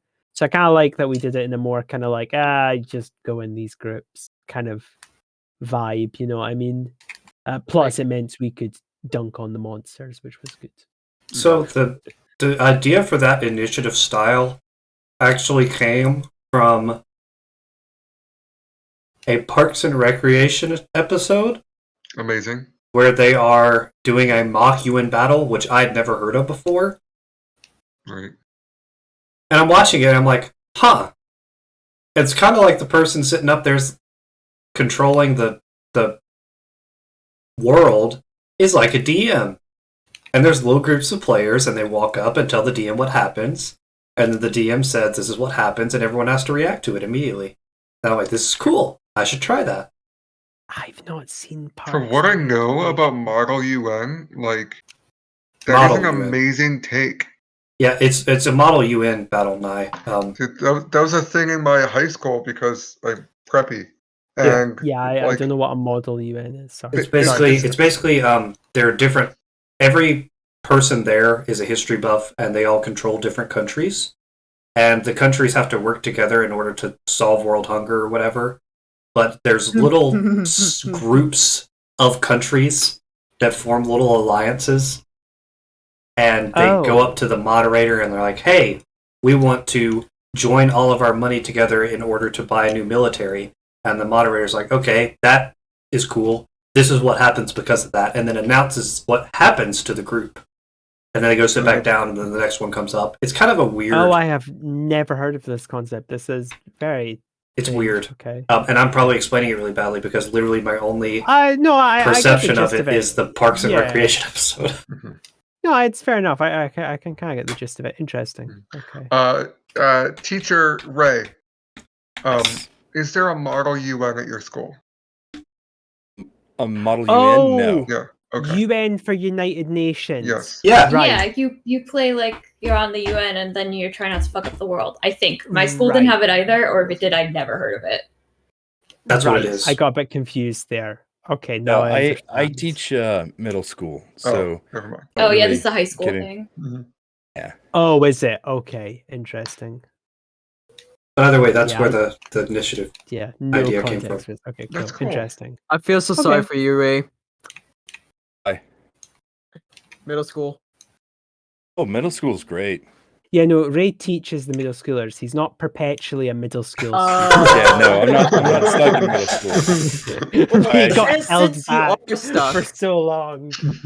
Should have clarified, I am not a 31-year-old middle schooler. Yeah. For all those out there who may be confused. That's a good clarification. He's not Adam Sandler. I was about to say, isn't that an Adam Sandler movie? Adam Sandler thing. Okay, that's interesting. I had no idea. I just assumed you did it for convenience because you were like, it's going to be too much of a mess to do that. You will be amazed about how much of my DM style is making it up on the fly. Mm-hmm. Okay, that's what I always did when I DM too. Yeah, my executive dysfunction would be so bad I couldn't take notes, and then I just make it up when I went. Yeah, basically, it's the best way to do it. What I will say is, another thing that kind of interests me was like, because I'd kind of experienced it being at so many tables, but this was the most like, I guess because it's with people from a different country, but it was very fun doing like D&D etiquette. So to take the crit damage, it's always fun when it's like, oh, so we do double dice or just double the sum of the dice that you rolled? Because I have met people that do different versions of that. Like it's fun when you're just like, oh, okay, how do we do this? How is it home rolled? I don't know. I found that really fun when we kind of like talk about that stuff. Cool. Yeah, I find that stuff like fun too. In sessions, it's like, oh, this is how we do it. Like, you know, I think we have a really unique stream to where it's not us building a story around D&D. It's us genuinely playing D&D and looking up rules for 30 minutes and going off on tangents about Shakespeare or literally an entire dungeon based around a bread pun. Like that's D&D. Yeah, pretty much. That's the best. That's what kind, D&D is. Yeah, and everyone here has fun with it, you know? Yeah. Like sure we have a silly dog and a rat person, but it's all fun. And I think that's really I've really hit a really cool I met a cool group that is here to have fun. And like yeah, they like story beats and they like having serious moments where they can comfort their friends in make-believe land. But all just in general, I think everyone has fun here, and I try really hard to make sure that is a constant. I talk to a lot of you in DMs pretty frequently, to make sure that you're having fun, or like, you know, hey, this is what I'm planning. I think I messaged either Gamebook or Jamie where I'm like, you know, I'm planning on revealing a relative to you. Is that okay? You know, I want you guys to feel safe and have fun with this. So yeah. I think that was me. Maybe, I think. Either way, I think it was one of us. Oh, would that have been? Probably Could have been both. both. Probably both. You did it to me as well. Yeah, it was weird that I did it. Oh my god, I did, because that was the Uncle Joey thing. I did do that. Yeah. I remember because I was walking around Walmart when I thought of it and I messaged you. Oh man. Amazing. Yeah. Just like how you added the part about Walmart. I have very weird things about remembering certain moments that stick out in my mind. I was walking around Walmart and counting the people with Squidward noses. I was going to say, ever since you said the Squidward thing, I now do that. Like, every time I go to Walmart, well, I can't anymore because now I was about to say, nobody wears yeah, a mask anymore. Especially in Nebraska, it's the reverse. I try to count as many Squidwards as I can and hope that there are some Squidwards. Right? See, it's even worse in Oklahoma. Ouch. Yeah, I was what's gonna this, say. like, I know what Someone Squidward who was has So- their just as a nose over their PSA. mask. A PSA, so for anybody. a Squidward watching the is stream. some doofus that wears the nose outside of the mask. It's like, excuse my French, it's like walking around with pants on, but you have your dick out the entire time. It makes no sense. Yes. That's the phrase I typically. It's real stupid. And also, as another PSA, get your vaccine already. Yeah, go get your vaccine. People should get Don't their punch vaccines if they're dogs. not. What other And PSA should we the get out best there? part about that statement is, no matter what year, it's still accurate. Great. Always get your Please, vaccines. if you're listening to this in 2027, please If- go if get a we're still vaccine even for alive then. something. If you're listening to this in 1927, go get the smallpox vaccine. We need it. Please. We promise it doesn't make you magnetic. It might give you autism, but that's pretty cool. So like, don't worry about it. And Yeah, if you're it me, you probably just get won't like give you autism autism. squared. Give you autism. Literally, The there's point- nothing about it that will give you autism. The You get to point turn when into a get changeling. Autism is the point of like Tread carefully. you know. Yeah, of, let's like, maybe not go getting- down this. Yeah. this Science path. stuff. Yeah. Anyways, Well, I'll say Let's this not go about down the this path. vaccine. get it. It's the closest thing Americans will ever get to free healthcare. So go ahead and get it. Like, Oh it's free. yeah, I keep forgetting this for you guys. Never mind. Okay. True. Yeah. It's We're really very true. sad. We're You very get- sad. You guys about that. hate me. Hold on. If you're male, you can get a free condom. That's pretty cool. Ooh. Wait, hold on. What? Yeah, you can get free My God. condoms. Yeah, my birth control's free, but I'm not sure if that's like everywhere. It's Probably not. not. No, It's definitely not. No, It's real dumb. No. yeah. Hey, Wherever you patriarchy, who live has more cares questions about for women me? more than most places in the United States. Who has more questions? James. Okay. On that note, So what? go ahead. So this is probably moving on to like campaign 2. That's what I was about to move on to. Yeah. All right. Go I ahead. we are going to do a few sessions of interim, just doing whatever we want. I've had a game show designed and edited and ready to go for 4 months or so. And gosh dang it, I'm going to do another game show. I think I'm going to do that next week or next session, which is 2 weeks from now. If everyone is okay with that. Obviously not mandatory, but if you would like to come, yeah, I would encourage you to come because it's going to be fun. But after that, we're going to have a few session zeros, maybe an introduction to the world.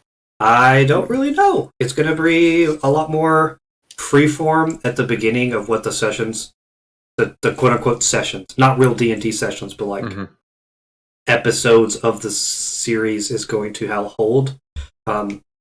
But we're gonna have a more serious and grounded campaign to where you will all get to learn more about the characters, and it's not a one shot that went on for a year. and I'm insanely excited about it. I've not gotten to writing in the last week or month even, but I am insanely excited about the new campaign, which is called Enclaves and Emissaries. Or not Enclaves, Enclaves and Embassies. Dun, dun, dun. Dun, dun, dun. Ta-da! We did it. E&E, baby. I'm so sorry. I'm so sorry that I'm laughing. I just like that you just presented this like a guy holding a card who's like, I'm creating an emissary. Oh crap! I'm mispronounced that. Insert that meme of, oh man, what's his name? Is it? Oh yes, of course. What's his name? What's his name? Ah, I'm gonna what's his find it. name? Gotta love the guy. Almost as infamous as so and so. Yep. It's Rodney Dangerfield, Uh-huh. of all people. Oh god, I just accidentally played the sound. He's playing a football character, and he has too many concussions. And he goes, Oh, no. hey, my number is 39, and he looks down and he goes, oh crap, 93 or something like that. I don't know. It's a stupid God, bit. never come back. You should have never come back. Yeah, Enclaves and Embassies will be a new world, and new characters, and new everything.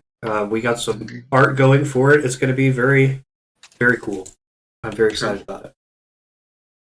Any closing thoughts, or else we'll wrap up this series in our life. So, is Helbig becoming evil? I know that was a discussion. I don't know if it was a joke or not. I think that's up for Helbig. Evil in the sense of taking over the world, not on purpose. Okay. I just want to amass as many rats as possible. Coincidentally And- evil. Was Alder becoming And evil? if for some strange reason I end up going like, I want to get the rat named Steve. It's a legendary rat. You know, I heard about him in some myths. I'm gonna try and Are find. these rats just Pokemon? Yes. I'm gonna try to find Mithril Hall because I think that's where he lives. And I just end up taking Mithril Hall over by accident in order to find a rat. I mean, sure, why not? Mm-hmm. Listen, Lumpur would probably go with you. And if everything is like taken over by accident and just your drive to find this rat, Lumpur's probably going to go through with it. But if all of a sudden you're like, all right, we need to take over the world. I need to kill most of the people so the rats have a lot of food. Lumpur's going to be like, we should not do this. Yeah, see, that wouldn't happen. It's just more of an, I accidentally took over the 9 hells. Oops, all rats. Oops, all rats. Oh. Is pretty much the description of what would happen. Helbig becomes a ruler of one of the 9 layers of hell after killing the Rat King, which was that Jesker guy's like boss. Because the Rat King was enslaving the rats, and Helbig's like, no. You joke. Literally how the Great Rat is another character from my other campaign, Rathius Squeakums, who got dragged down to hell and became a Lord of Hell.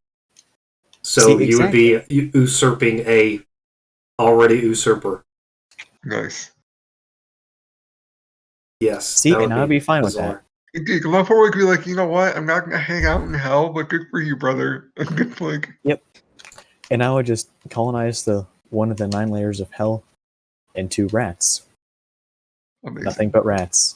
Like a rat paradise. What would a rat paradise be like? Pizza. I was gonna say I like the idea of you just like opening up for tourism. You're like, come to Rat Paradise for all your rat things.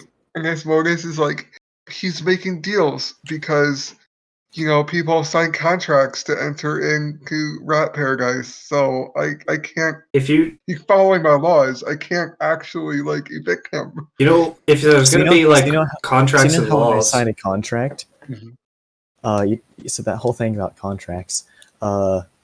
When you die, your soul just becomes a rat.